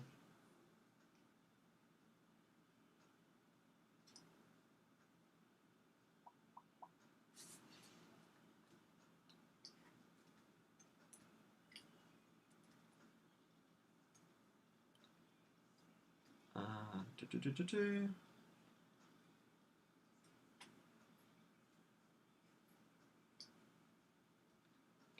think he's just asking which ones he's got stunned. He got stunned with. There was this card here. He's just having a look at his discard pile to decide what to do next. It's not a bad shout actually, especially for the reactions. So obviously we've got Corvash reaction over there. We've got Taser reaction here. So all reactions are out of hand. So he knows that he can't react if he has got an attack. If he's got a yellow attack card, no reaction is going to be taking place. So has he got a yellow attack card? Ben in hand. No, he doesn't. Okay, so not really sure what he used it for. Heal one, I presume. Control the enemy deployment areas next. So now we've got a couple of cards which are triggering together down here. If we ever get to that. I don't think that's going to happen. I'm pretty sure. Again, Thagor is on 4 VP. And Ben is on 3. So the red zone is going to be gone at the end of this current round. So Ben will not win with the red zone. So does Thagor think about this in a slightly different way? We will wait and see. Both players in this game have been very unlucky with the traps. We've not seen a lot of damage done with the traps themselves. And all of the characters are right in the middle.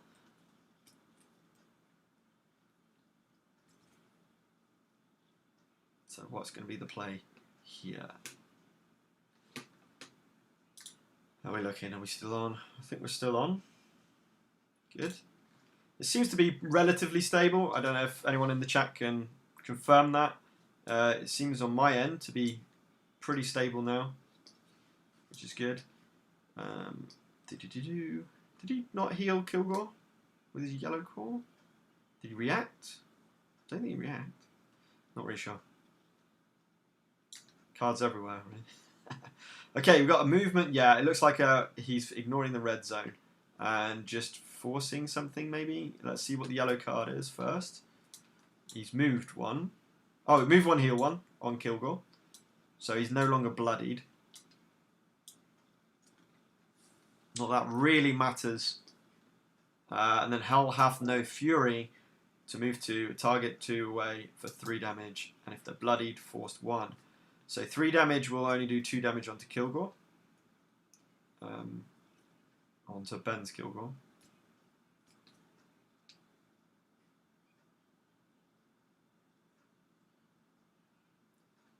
Oh, did Ben move? I don't know. So 2 damage onto Kilgore.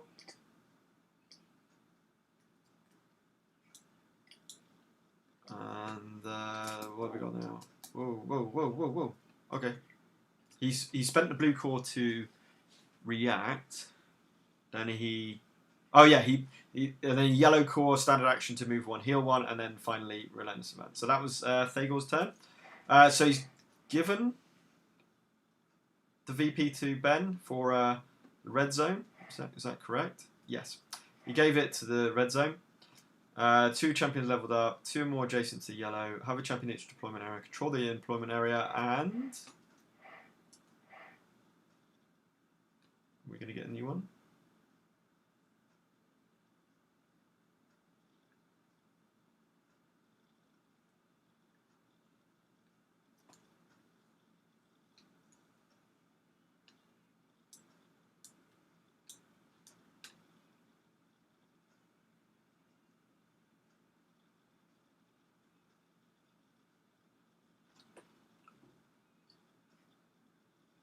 I think he's just... so this is now Ben's turn, isn't it? He's just figuring out what to do now.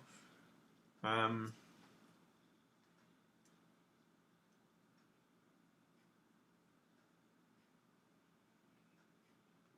we will find out in a bit.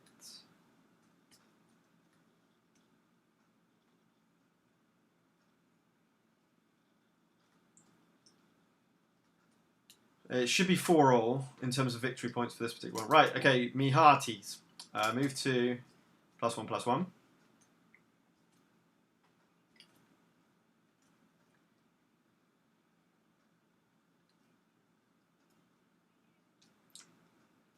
Ben did not react in the last turn. What? He took a damage on Shuzhou from somewhere. Not really sure where. Okay. From the trap, wasn't it? It's from the trap. He went onto the trap and caused 1 damage. Then he's going to attack with Harpoon Strike onto Kilgore for 1 damage. It does no damage, but then move 2 away from the yellow zone. And then... Hang on, I'm really confused now. Is that a purple? What? Whoa. What? Goldar just pulled his own Kilgore. What? Right, now That's really confused me. I think I might have the Kilgores the wrong way round. Maybe. I don't know. That was bizarre. 3 adjacent to the same statue is next. I'm not 100% sure what's going on there because they denoted Ben's Kilgore with the yellow token, which is his colour. And then Ben's Goldar just pulled and attacked Ben's Kilgore. So I don't think that is Ben's Kilgore. I think this is Ben's Kilgore, and that's why I'm confused. So that Thagor was controlling 2 adjacent to the same statue, so that's why he did it. That would make more sense. Okay. We're happy with that. And then he moved his Kilgore into the deployment area to score all these. Right. Leaping Strike, move 1, 3 attack onto the Kilgore. Obviously he's going to take 2 damage. Has 2 health remaining. And that's Rodeo. Oh no, it's not Rodeo. Finishing blow. Cannot react. Oh, he's not. Oh, he's not. He's 1.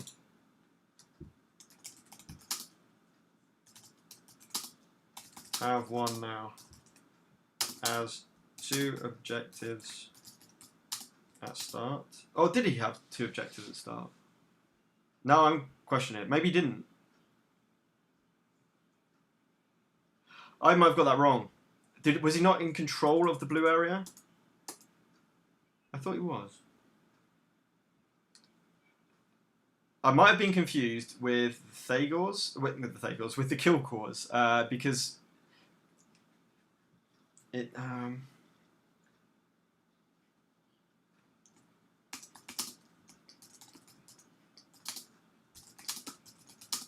just going to ask.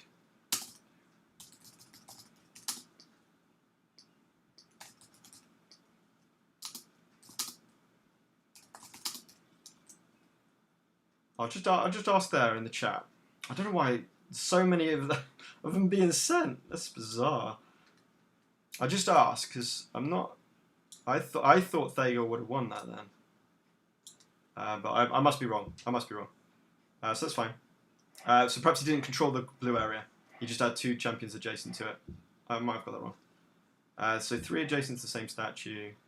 Now we're looking at the control areas. This is looking pretty nice for...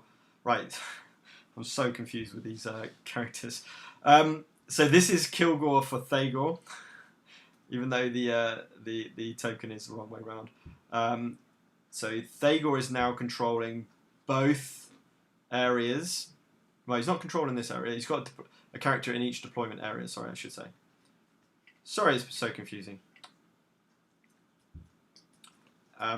They haven't replied. I don't think he did score 2. So Goldar is move 1, and with Plundar is move 2, and then attack.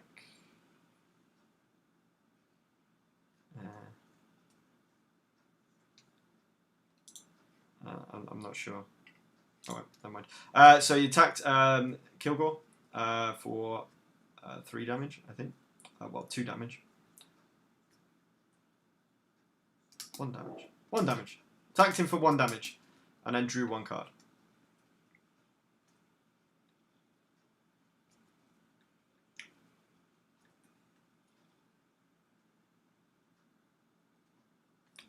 Okay. So I think, to be honest, I think it was just the Kilgore. The Kilgore confused me because I saw Ben's token on it, but it's actually Thagor's, so we have to remember that. And I think that's why I got confused with the blue zone. Right, dash 2 and a double for 2 damage, but +1 because, oh no, 2 damage for 2 damage. Doubled. So it's going to be 1 damage doubled onto his Kilgore, so that's done. Down to 6 damage and 2 health. And a blue core remaining. And he's going to move 1 and plan 1 with that. So is that the game? Have a champion adjacent in each deployment area. Yeah, that's game. And he's just showing that he did actually have the reaction to be able to dash back into his area. So Thagor wins that 5-4. Sorry, I must have got confused with that because of the token onto Kilgore. When they were all in the blue area, I thought Thagor scored 3 victory points for the 2 cards, but I was obviously wrong about that. Cool. So 1 game all. Thagor and Ben 1-1. Ben now retains first player, and I presume they will restart the game again as we move. Did it win? Oh, hang on. I don't know if they have the one. Have they won? Have they won? Has Thagor won? Yeah, Thagor's won. Thagor's won. So 1-1. 1-1 in the score. So 1.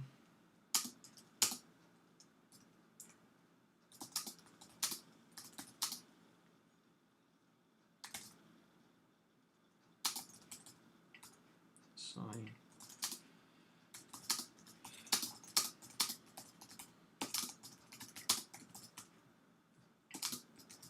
And this is awesome. This is really good fun. Okay, so I've just realised I've got to minimise that one first. Okay, awesome. They're just resetting everything as we speak.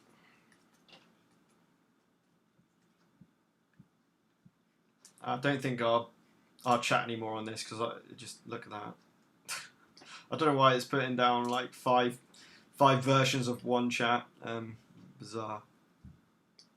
And as you can see, I'm just using a Google Chrome browser here. So for both Board Game Arena and Tabletopia, you don't need Steam.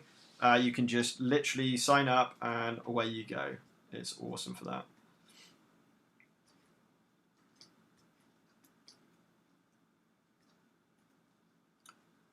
Awesome.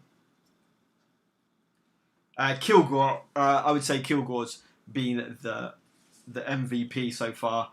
Both Kilgores, to be fair, with such manipulation, appetite for destruction, so good. Relentless Advance, just such good cards. Really just showing their mettle in the game.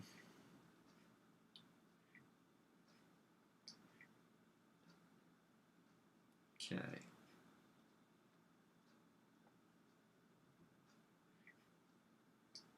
So they're just getting their decks all sorted, and right, I'm gonna have to remember that this is Thagor's Kilgore, because that really threw me. That really did throw me in that game. I was obviously following the wrong Thagor, the wrong Kilgore the game every time. Right, they're reloading the game, the deck. So we will be back for the final 3rd game, the decider, for who will win that amazing, and it has to be said, that amazing model adaptation. Look at this. I don't know if you'll be able to see. Look at that, amazing. My first bit of modelling that his right arm there. Love it, love it. And once he's been painted, and remember, the winner, either Thagor or Bloody Ben, will decide on the paint scheme for this Shuzhou. Then this trophy will get stuck onto it with super glue. And then I've got a little crown for him as well. So he's gonna be looking a little bit like this to show the winner of the first online league. Now there's been French leagues run. As I say, I think they're in their 3rd season right now and about to start their 4th. So, yeah, that's been running for a long time. They've got many players. Ooh, my word. That's interesting. But we will see how we go. Okay, fingers crossed we can get on. And then join the action for game number 3. Looking forward to this.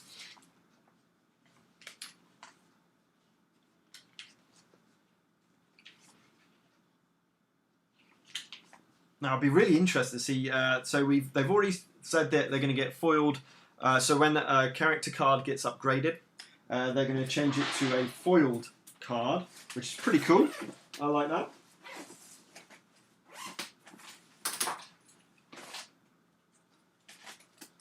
a bit of bling. So so this will be normal, and then you turn it over, and then it'll be foiled.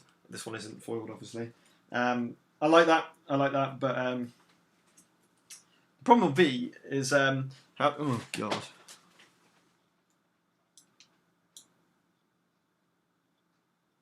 Bad connection. Oh, come on. Fingers crossed we will get started in a minute.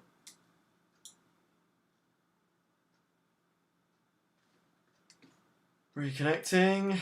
Come on.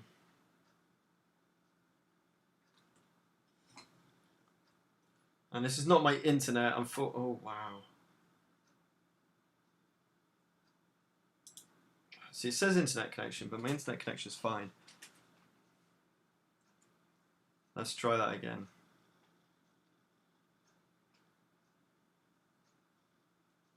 So apologies about this.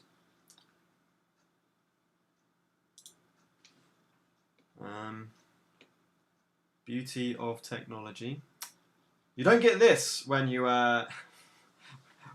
when you're at a convention or in real life. Okay, we're in. I hope. It looks like we're in. Yes, I can move around the board. So they haven't banned each other's characters yet, which is good. So we haven't missed anything. They might be having a break, to be honest, because what are we on now? A couple of hours? Yeah, 2 hours of play. So, you know, a decent spell. As this best of 3 will tend to... certainly when you've got relatively equal players, it can take quite a while. A Shizao banned from Ben onto Thagor's team. Will he ban Corvash again? To be honest, Kilgore's pretty heavy hitting, but Ben does have a more support manipulation team compared to Thagor's just brutish destroying team, which Shuzhou would just boost too strongly. So yeah, you can't. That's an auto ban, to be honest. Whereas Thagor's choice is not as clear. It's either Shuzhou or Corvash, and you'll notice that will be the case every single game. Especially with the old rules. Remember, this is old rules. I don't think it will be too... I still see Shuzhou being banned most of the time if Corvash is not in the game, which he won't be, for Season 2.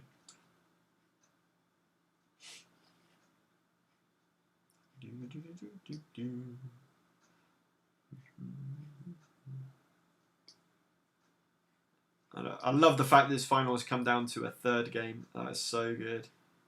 And there goes the other Shuzhou. So Shuzhou has been banned twice. You'll see on Thursday with the stats and the tier list that has just been replicated all season long. Shuzhou too strong with the old rules. Now Corvash has taken that mantle.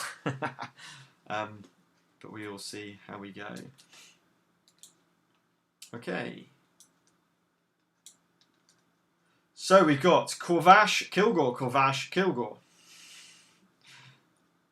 What does Ben choose for his third character? And Nevermore for that chop.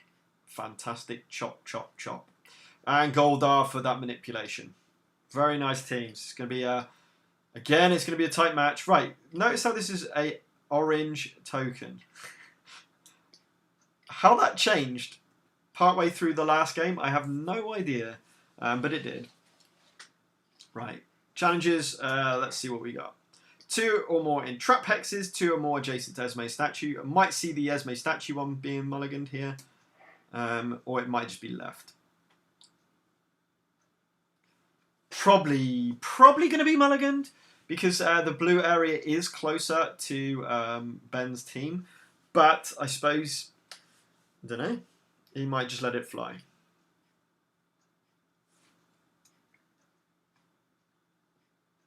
Yeah, we're seeing the mulligan. It makes sense, and that's what the rule's there for, is to adjacent to each statue. That's a better one, because the blue area is closer to this deployment area. Not the blue area, sorry, the blue statue. Remember, that's just 2 adjacent to the statue. You don't have to be in the... Oh, we've lost Ben.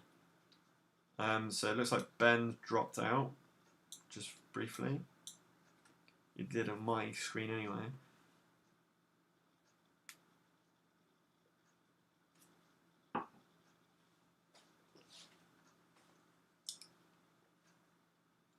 So we're going to have to wait a bit for Ben to reconnect. Here he comes. And then we can crack on. Ah, so exciting. And hopefully the commentary is not too bad. It's quite hard when you can't hear the champions, the players.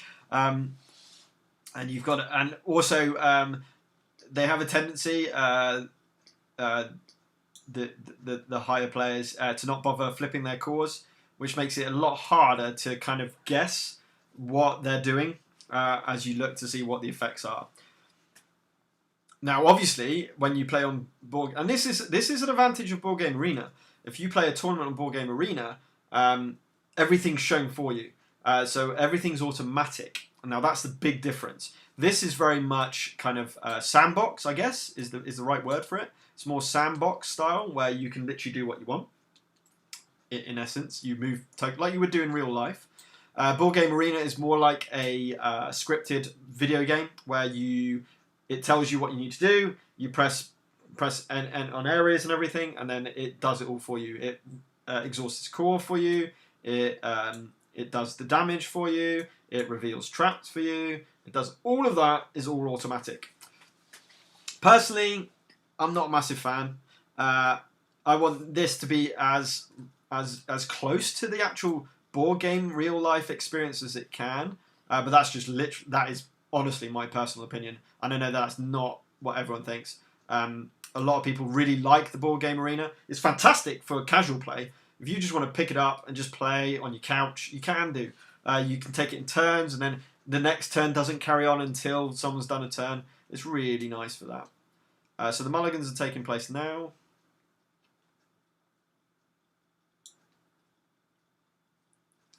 So what I really hope happens is they add the new champions to Tabletopia. They add all of the champions to Board Game Arena, so that we got a choice of those two things. The fact that they've said they've signed a contract with Board Game Arena makes me feel that they're going to focus on that platform. Which is fine. I mean, as long as they, certainly when they start doing their official organised plays, their tournaments or whatever, what have you, as long as they denote what's being used and so everyone knows what to go on to play, then that's fine. Okay, we've got our mulligan from Ben done.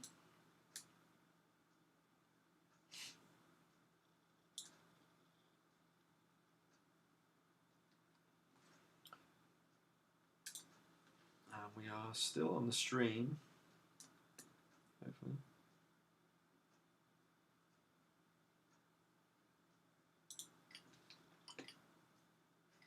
Okay, a couple of blue cards, so potentially very much a blue, and a reaction being got rid of.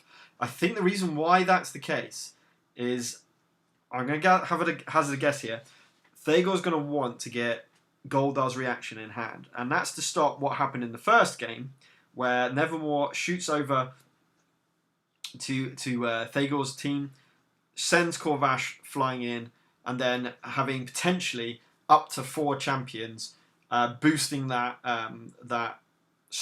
chop up to do so much damage. It's what he did against me in the semi-finals, and it's a cool move. Don't get me wrong, it's a really cool move. But if you can dash out the way, mind you, that won't make a difference. No, I don't know. Yeah, it's not a lot you can do about that. So to get rid of the +2 defense it will certainly happen. It looks as though he's setting up to show that he perhaps doesn't have that. I would have probably seen Nevermore to be in one of these 2 hexes if he was planning on moving up to their deployment area to do the chop, the swing in and chop. So this looks like more of a direct attack from Corvash, from Ben. But we will see. So you probably want to put Goldar dead center with the most defense and health. Oh, okay. I could be wrong. Ben's just figuring things out right now. Deployment's so important in the kind of higher level play. Where you place your characters, especially for player 1, makes such a massive difference. You can really control players 2's deployment in a way. Does depend on the objectives, of course, because that's always going to come into play, of course. These particular objectives won't make any difference.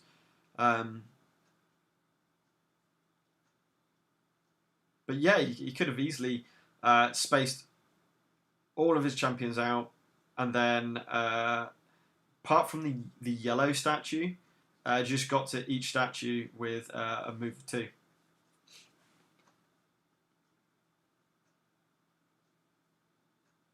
But it's very, very easy to displace one champion from one statue, and then once he's done that, then you're kind of spread out and you're not helping each other. So it will be interesting. Right, there's Goldar right dead center as I suggested. You just got to put your highest defense just in case Corvash is going after you. Right, so I think we're ready to go. Final game. Let's see how it happens.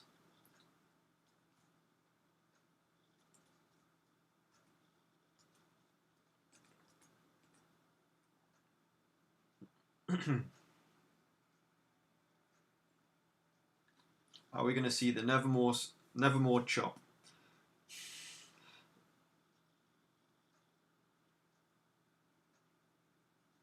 I mean, he's put Corvash as far away from Nevermore as he can, which is Thagor has, which is a good play. Thagor's the most at risk from a chop.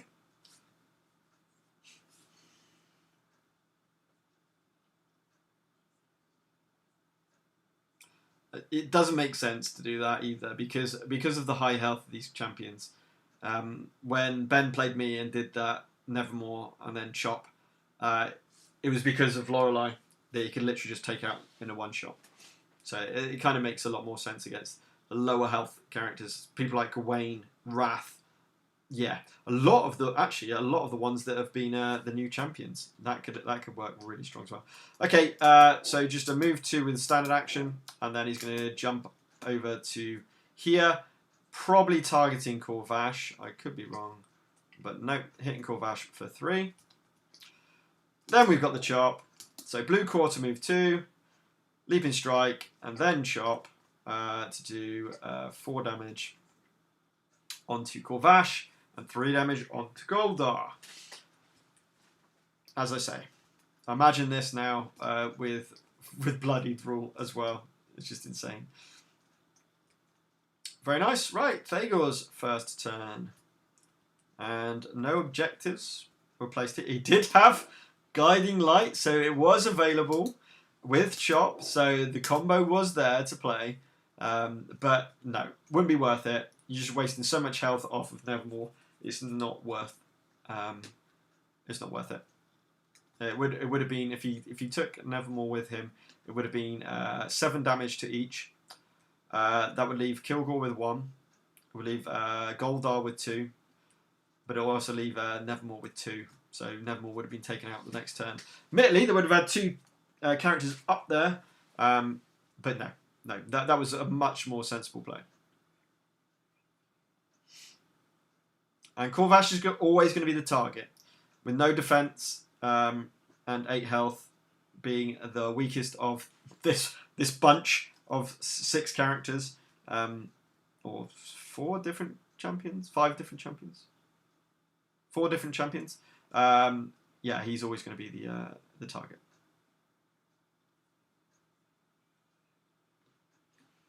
Okay, so Thagor's thinking how to react.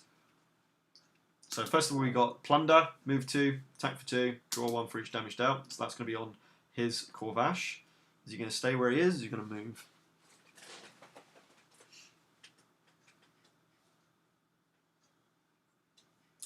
He's going to stay where he is and just hit Corvash for 2. Draws 2 cards, which is always strong. Really, not, Goldar's got some lovely cards. And he's going to move. So he did move. He didn't. Sorry, he did move with this. He should have moved. Oh no, oh no. Oh, then he spent a standard action to move 2. Then he did the throw to get Kilgore over here and throw Goldar over to here. Interesting. Okay. So 2 trap hexes. So he's now focusing on this objective. And now with 2 adjacent champions adjacent to the blue statue, Thagor's in a good position here. Yeah, nice play. Really nice play. Again, going for those objectives. I will keep saying it. I will keep saying it. Going for those objectives is the fun part of the game. For me. The tactical part, really think about tactics, really paying attention to those objectives, and trying to stop your opponent from hitting those objectives. That's what it's all about. That's what the game was designed for. To have that balance. But you're not just, it's not just a brawl. You're not just trying to take out your opponent's characters. Oh well. I will stop going on about. Okay, so we got 3 reactions still somewhere in play. Could be anywhere. So what's Ben going to do now? It needs to kind of displace one of those champions from the trap hexes, of course. Goldar has taken 3 damage. He's got 5 left, but he does have 1 defense. He is within, more importantly, he is within 2 of Kilgore at the moment. So Nevermore's really strong attack, his red core attack, won't make much difference. Right, it looks like a standard core. Oh no, yeah, standard core move 2. Then Hell Hath No Fury to move to attack Goldar for 3 damage. And it's reacted against. Which means that no damage goes through, does not get bloodied, and does not get forced. Which means that's 2 points to Thagor, I think. Oof, brutal. It looks as though that might have been the only way that Ben had a chance of displacing one of those champions, unfortunately, with this force. So I presume he didn't have the swoop and cause fear, or he would have used it. Okay, so it looks like we're going to be doing. Thagor's going to score 2 victory points, I presume.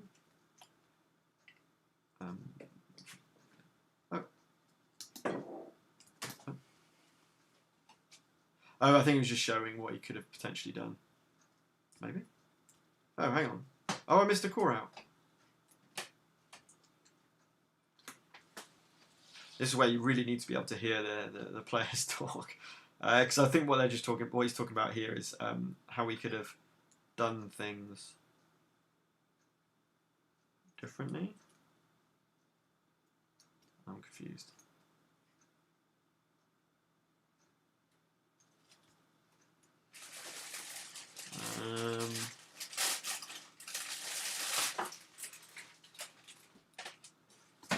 Oh yes, no, he does have another core. He does have a yellow core. He didn't react, did he? So he did a blue core to move 2. Then he used Hell Hath No Fury to target Goldar. So he does have another core, but I don't think he can do anything about it. Maybe. Let's wait and find out.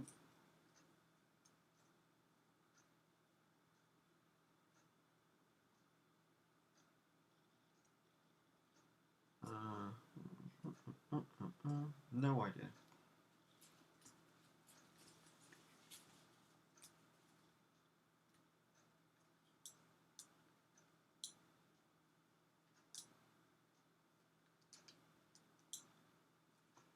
Well, certainly at the end of the game, but it looks like it's going to be 2 VPs, unless something can happen. Also, I don't know if he used his blue or his yellow core to move 2 to start with. So he moved 2 to here, then he did this, Hell Hath No Fury to get to here. And now he's moving 1 and then doing Sap Strength against Goldar for 2 damage, which will only be 1 damage because he's not bloodied.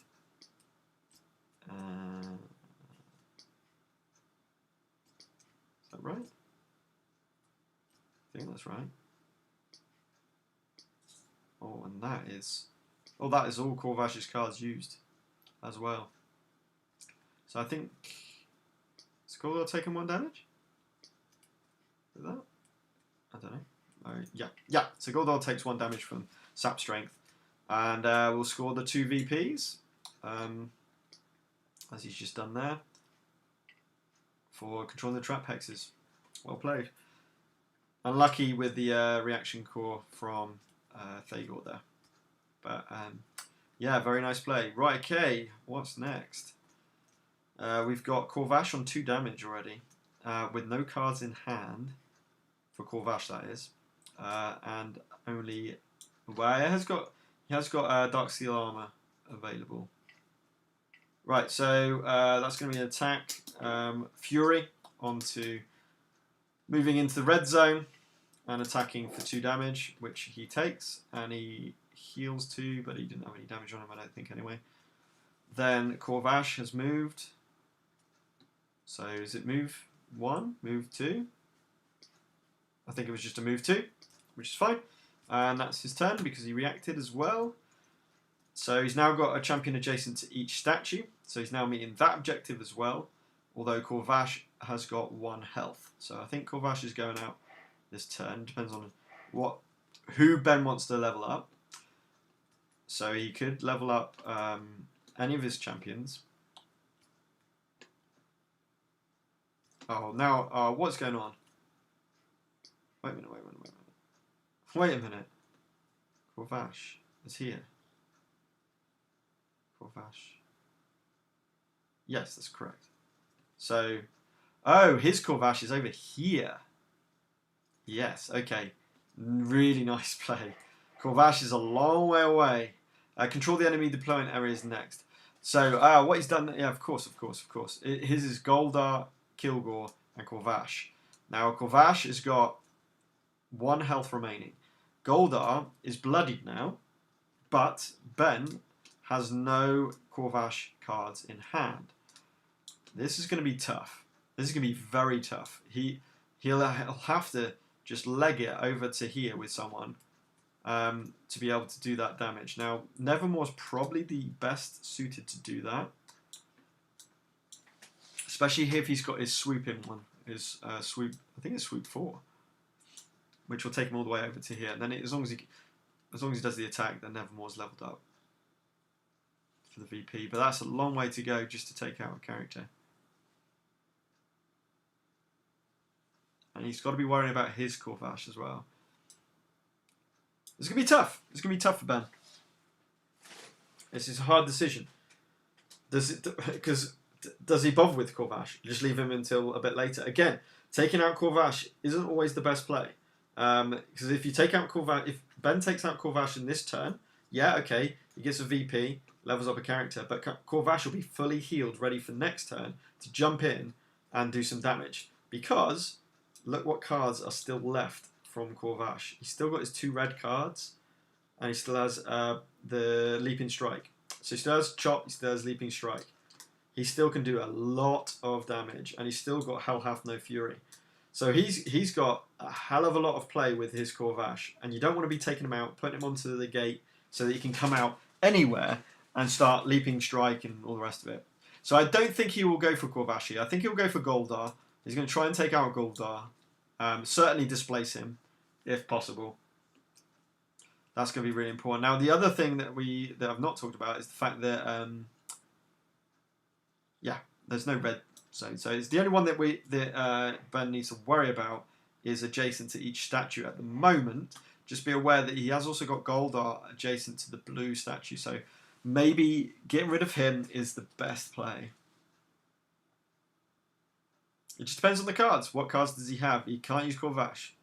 So he's got Nevermore, who's, again, 2 away from there. So I'm going to hazard a guess that he's got Nevermore's strongest card, which is his red core attack, which is 2 damage base, but if they're more than 2 away from an ally, it's 4 damage. That's the one he wants to trigger. But has he got? But unfortunately, Relentless Advance, if that's the one he's got, only does a force, and then he won't be able to use the red core again. So maybe just displacing Goldar first of all, get him out of that not trap hex, get him away from that statue. First job, then just set up for next turn. Might be the way forward. Just get out, just hound that blue area. And that's going to be worth a bit when it comes to it. So I feel if he's got Relentless Advance, I think he's got to play that. Take Goldar's position adjacent to the statue. Move Nevermore up. Get 2 champions adjacent to the statue. Forget, what's he called? Forget Corvash. And then move forward. Right, we've got a mover 2. Was that just a standard action mover 2? He's got all 3 cores. I think it was a standard action mover 2. Okay. Unfortunately, we're not going to know anything until we see some cards. I hate one go. He's got more Thrash. Okay.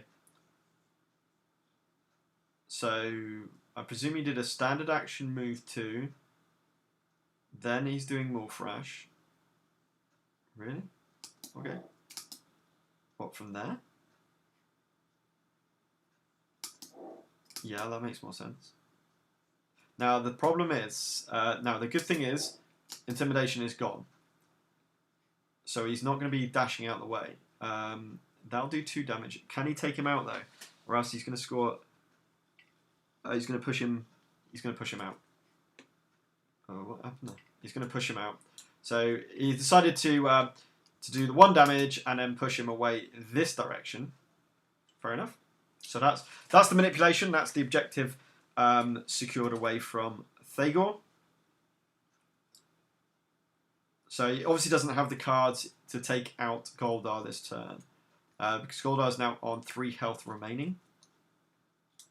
So now we will see what the other core... I think he might have a red core left. I don't know, because they don't exhaust the cores, so I just have to make a guess.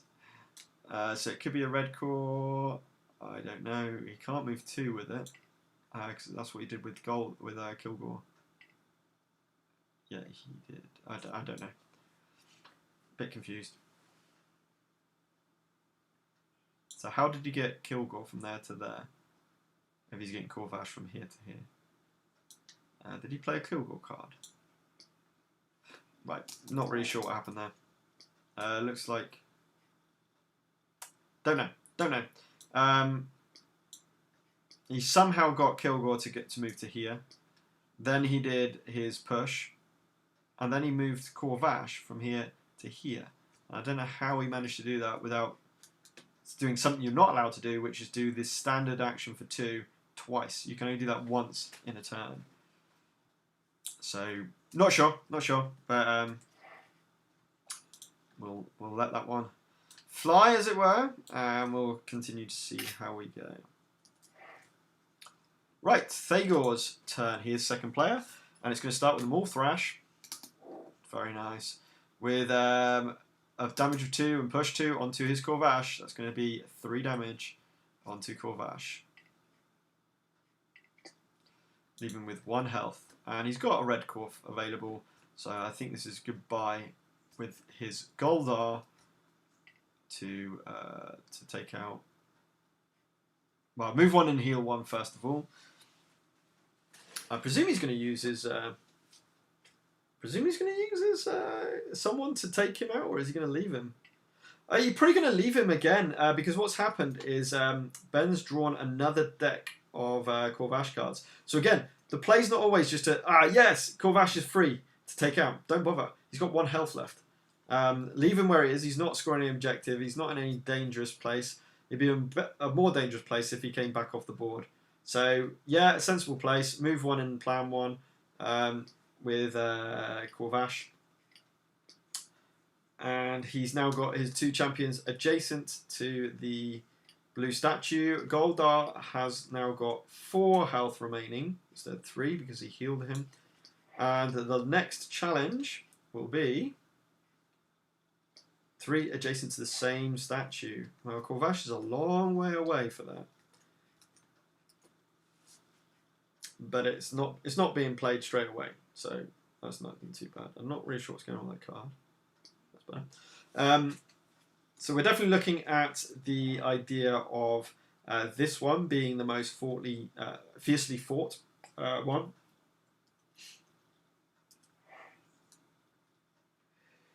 Excuse me. Right, Corvash is going first with his Shockwave, which is a push 1 and stun. So what's Thagor getting rid of? And if you've watched my character breakdown video that I posted last week or week before that, I talked about player manipulation being the most important thing in this game. He's had to get rid of his set sail. It looks like Kilgore's next with a move 1 and plan 1. No. With his relentless advance. Nice. So to move. Hang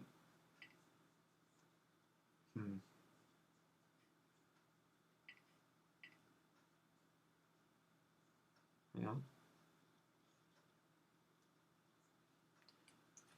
He's got to be careful here because he was about to put Kilgore. Okay, I think he's changed his mind. He's now doing Soul Reef to get some lifesteal. Attacking his Kilgore for 1. Okay.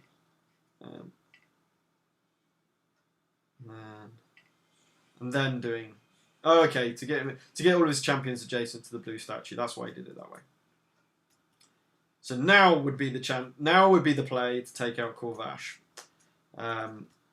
because it's looking pretty strong for Ben. Positioned to score this. He's got 3 champions adjacent to the statue now. He needs to take 2 of them away from there. This is what makes it so difficult. So difficult as a challenge. I hate this challenge card. It's the problem. This is why this issue has come about balancing, I feel.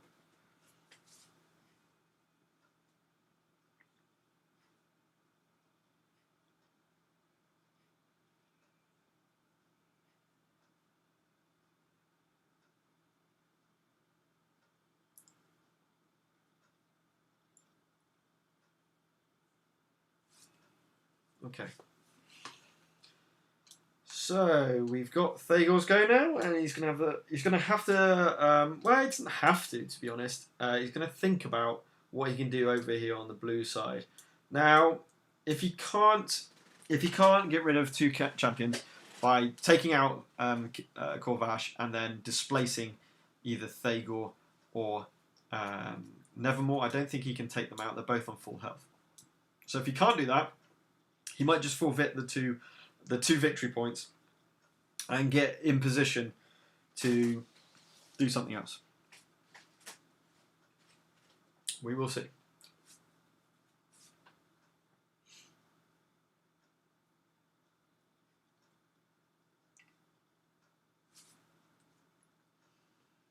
Leveling up. He's got some pretty injured characters Thagor has over there as well. But then Corvash has got the 1 health remaining. So does he move 1? I presume he's. Well, it depends what attack. It depends what cards Thagor has. If he does the standard action, move 1 and attack and hit 1 unblockable, that's a guaranteed takeout of Corvash. However, it is using your red core, and if his red core is really important on his cards for like relentless advance or something like that, then that's going to be a problem. He's also got to be aware that Ben has a chance of having all of his reaction cards, or certainly a mixture of them. And one of the big problems of Nevermore's reaction is Thagor will need to go to this blue square to maybe hit both of these, with push 1 or something like that. But then if you've got Nevermore's reaction, he's within 2 of Goldar, which means that it will cancel the push after an attack effect. So I think Thagor's thinking about this at the moment, whether... I mean, I'm just guessing. I'm guessing he's got this the attack that does the push to 3 champions. No, he just does this red standard action. Upgrading Goldar is always good because he's immune to push now. He gets his 3rd victory point, so it's 3-0 at the moment. Corvash taken out, Goldar leveling up in a minute. Then he moved 2 with Corvash to take 1 damage onto Corvash to take him out. Okay, he's taken himself out so he doesn't level up one of his characters. The reason why... I think he was hoping that wasn't a damage, maybe. I don't know.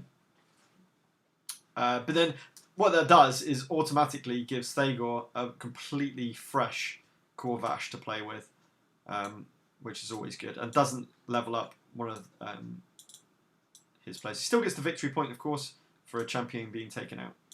Move 1 and plan 1 with Kilgore, and that is Thagor's turn.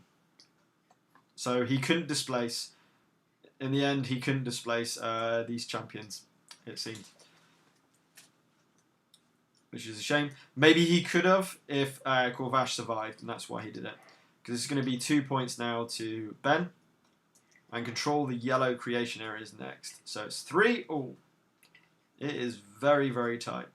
I think that's what Thagor was doing. He was moving Corvash. If Corvash could have got a bit further, maybe he could have done his leaping strike or something like that to displace one of the characters. I don't know. In fact, we can have a look at his cards. Mind you, he's just planned 1. He had Chop. Yeah. Unfortunately, Set Sail disappeared. That's really unfortunate for Thagor, because that would have been really nice. Right, it looks like Goldar was taken out by Appetite for Destruction. Love that card. Absolute brutal. Nothing he could do about that. It seems, so it's 5 damage attack, so 4 damage going through. He didn't react, unfortunately for Thagor, so that's a 4th victory point for Ben. Corvash was taken out. Yes, it was taken out. So now what's he do? He's got... his Corvash should be fully healed as well. Thagor's, that is. So we've got immune to push now and an extra health on Kilgore, which will be very nice.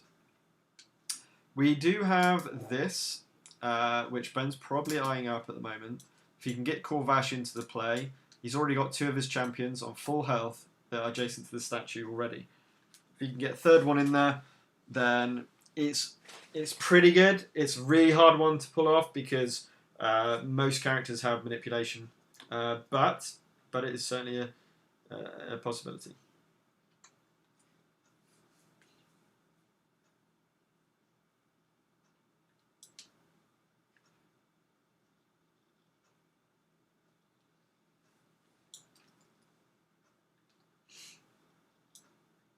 Okay.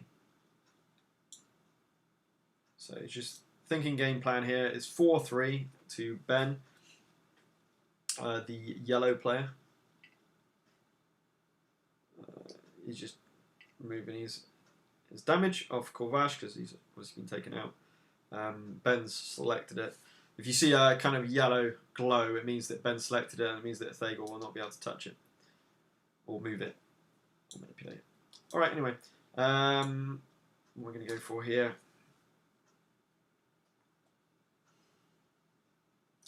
It's tough. It's tough because the creation area is close for Corvash. It's going to be a tough one to know what to do. He could go over there with 3 champions, but then that leaves the yellow zone open, which is never a good idea, just to leave the yellow zone open and a long way away. It's going to be tough. Kilgore's got 1 damage on him. He's only got 6 health left. And I think he's using Nevermore. No, he's going to take the yellow arrow. I thought he might do. He might have had the red attack card, which would have been brutal, but obviously not. So he's swooped over to the yellow zone. Oh, not. Oh, hang on a minute. Maybe he's not doing that. Yes, he is. Okay, so 1 sweep 4. Obviously, doesn't trigger traps because it's a sweep. You can sweep over statues. It's like dash, but with a jump ability. It's a placement. Corvash coming on.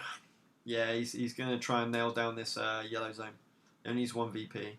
So move 2 with Corvash. Then I presume a card to just get him into the yellow zone. Ooh. Oh, okay. What? What just happened? That's... What? Huh? Did he react? Didn't think so. What was it? Did he do a blue movement? I wonder. I think he might have done a blue movement to plan. I don't know. But anyway, Corvash is here. Nevermore's here. And Kilgore's there. Not 100% sure what was used for the 3rd core. He definitely used the core to move 2. I think he probably used the core just to plan. Okay. Back to Thagor. So he's currently controlling the yellow zone. So that has to happen. That has to change. That would not be good for Thagor. That would be a loss. But I'm sure he'll be able to get into the yellow zone, if not manipulate. We might be seeing a harpoon strike here against Nevermore, for example. Have we got Nevermore's reaction card? No. No, Nevermore's reaction card is still... In fact, Nevermore's reaction card is probably in hand. He's going to lob Goldar across. And he's going to do Relentless Advance to displace Nevermore. Very nice. Taking the yellow zone, keeping control. Relentless Advance. That has been the card. And Appetite for Destruction has been good as well. But yeah, Relentless Advance has just been so good. Right, what's new? Control the red destruction area. Okay. Okay, so we're going to see, I think we're going to see the play shift over to the red and yellow zone now as we start to compete, as they start to compete for those.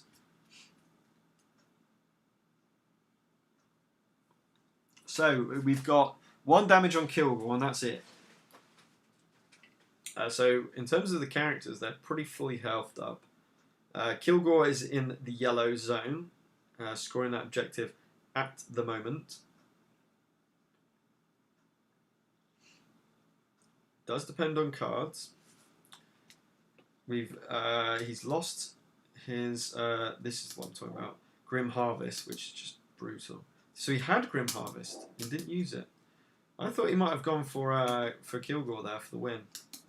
Okay, Sap Strength 2, and then hitting Kilgore for 1 damage overall. But getting into yellow zone, that's what he's doing that for. So this will be 1 damage onto Kilgore, which he takes. Is he going to... Then he moves 2. He moves 1 to do Hell Have No Fury onto Kilgore, which will be 2 damage. It will bloody him, and it will be able to force him. I presume he'll force him onto the trap to try and do a win, and hence why he's done the reaction. So he takes no damage, and he's not bloodied, so he doesn't get forced. So that's a really nice stop from Thagor with that reaction card.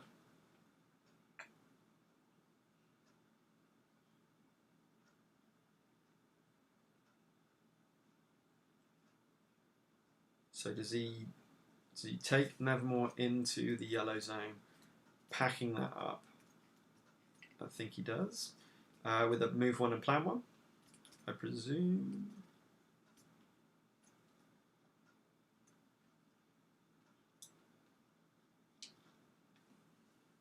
Yep, move 1 and plan 1. And we're back to Thagor again.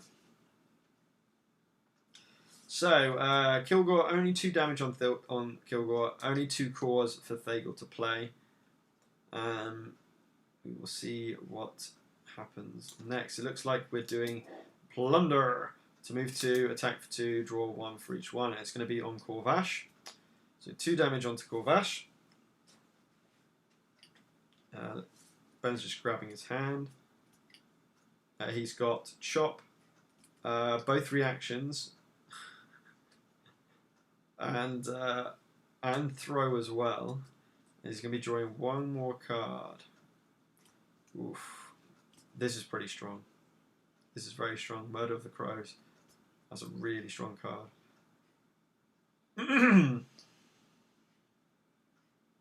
Oh, and he's... Right, okay. So this is his hand at the moment. No, oh, not really sure what's going on here. Whoa, hang on. What is going on? What just happened? I thought you just did that. Whoa, what is going on?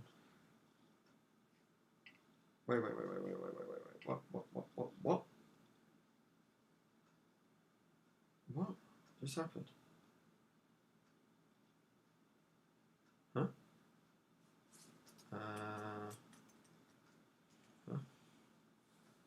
So I think something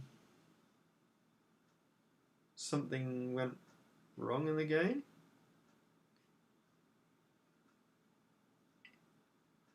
Not sure what. What went wrong?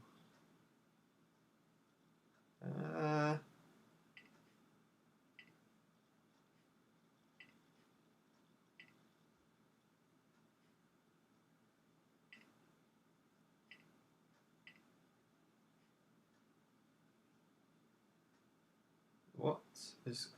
Unfortunately, I don't know what they're saying, so I'm not really sure what they're discussing here.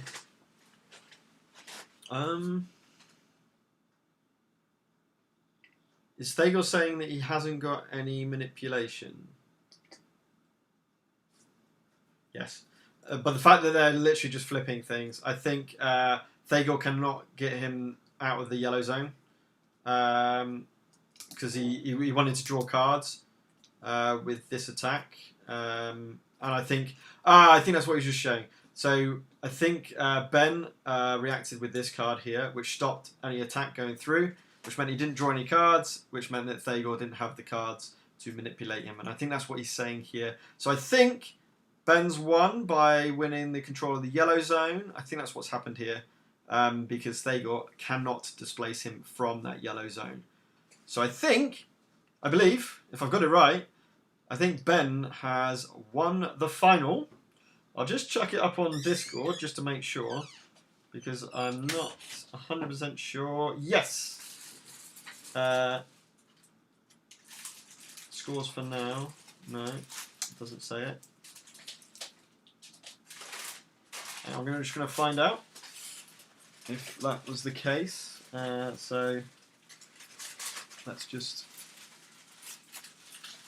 have a look. Sorry about the noise.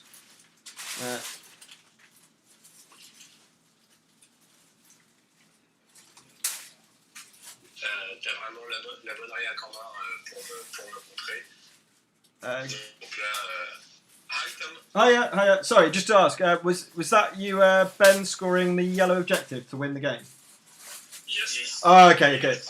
I was just trying to figure it out. Well played, guys. Man, they were close games. That was awesome. Congratulations, Ben. Just at the end there, was it reaction that stopped drawing cards, or did you just not get the cards? It's a reaction. I did 0 damage on Right, it was that. It's the reaction. Yeah. But anyway, whatever I was doing, I could it was finished anyway. It was just for the side because the only 2 cards that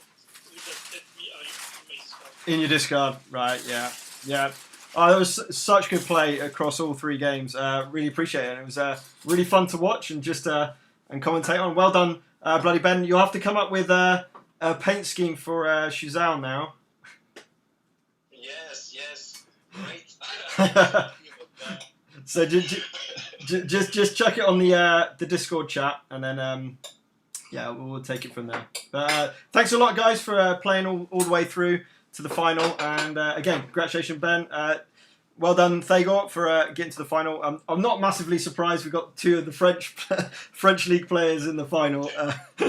You guys are very good players, and I think that was testament to the game, was the fact that you're both very, very good players, and that was why it was so close throughout the whole game, I think.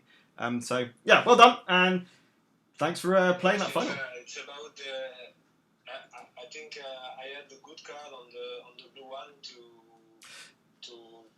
move to put my three people. Yes. In the blue, it was the main event of the game, I think.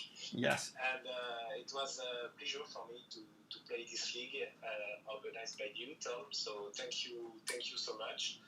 Yeah, and, no problem. I will come with my painting very soon. Superb. And I subscribe to the second league today. I did it today. Oh, superb. Excellent. Oh, that's really good news. Excellent. All right, well, thank you very much, guys. And we'll keep on the chat anyway afterwards to discuss things anyway. So keep an eye on Discord, and then we'll get, like I say, the paint scheme, and then I can get started on creating the trophy, as it were. Okay. All right, thanks, guys. Well done. Thanks a lot, Tom. So that was what happened. Thagor did not have the cards to manipulate and push Gorvash out of the yellow zone. So Ben did score the last one, which was this one here. In fact, it would have been worth 2 points, therefore winning 6-3 in the end. An absolute fantastic game, and it's quite clear to see 2 very good players playing a really tight game, series of 3 games. Thanks for anyone who stayed on to watch nearly 3 hours of Super Fantasy Brawl. But what a final, and a great way to finish the Online League Season 1. As I say, registration's open for Round 2, or I guess you can call it Season 2. I'm just going to get out of this a second to come back to the stream. So yeah, Round 2 is up for registration. It's completely free. I must stress that straight away. And what I mean by that is there's no entry fee, of course. Also, we're going to be using Tabletopia or Board Game Arena, which are both free as well. All you need is a browser to be able to play them, and then you're able to do that. Everything is handled on Discord, so I handle everything in terms of scoring, matching, pairing, the group stages, the groups, and everything else. It'd be nice to get some players from overseas. So I'm talking about some American players, Canadian players, any of the Americas players, Argentinian, whatever, from that time zone. And also, what would be quite nice is to get some Australian, New Zealand players, maybe some Asian players as well, for that time zone. So, and what I hope to do is kind of have smaller groups. So almost like 4 players in a group, and then have them playing in their own time zones as well, just to make life a lot easier for people to play the league, and also get a little bit of that competition amongst different countries. So that's the ultimate aim for the league, but we'll see how that goes. I think I need to put in a new Discord link. I think the link may be running out in terms of its how long it's got left. But please feel free to jump onto Discord, ask any questions you've got in the general chat, in the general channel. If you're not sure about certain things, if you don't know if you want to join for certain reasons, don't worry about level of play. If you've literally never played the game before, or you've never played a match before, and you just want to get some more matches under your belt, understand the rules, the best way of learning a game, of course, is by playing it.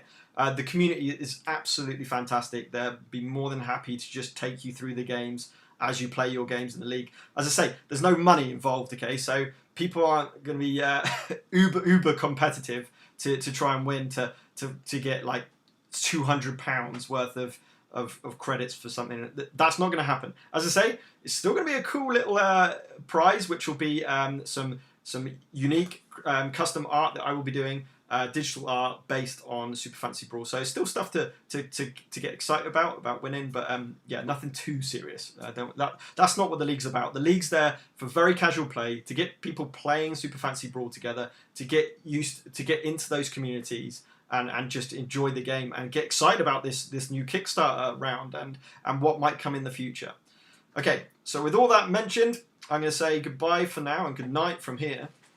And I will see, hopefully, a lot of you on I'm sure there's going to be a live by Leo on Tuesday for the launch of the Kickstarter.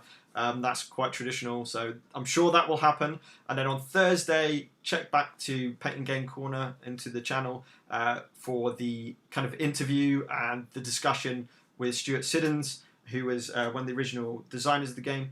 And then we're going to be talking about the Kickstarter and what's been told to us from the Kickstarter, as well as the game in general. So, until next time, keep gaming, keep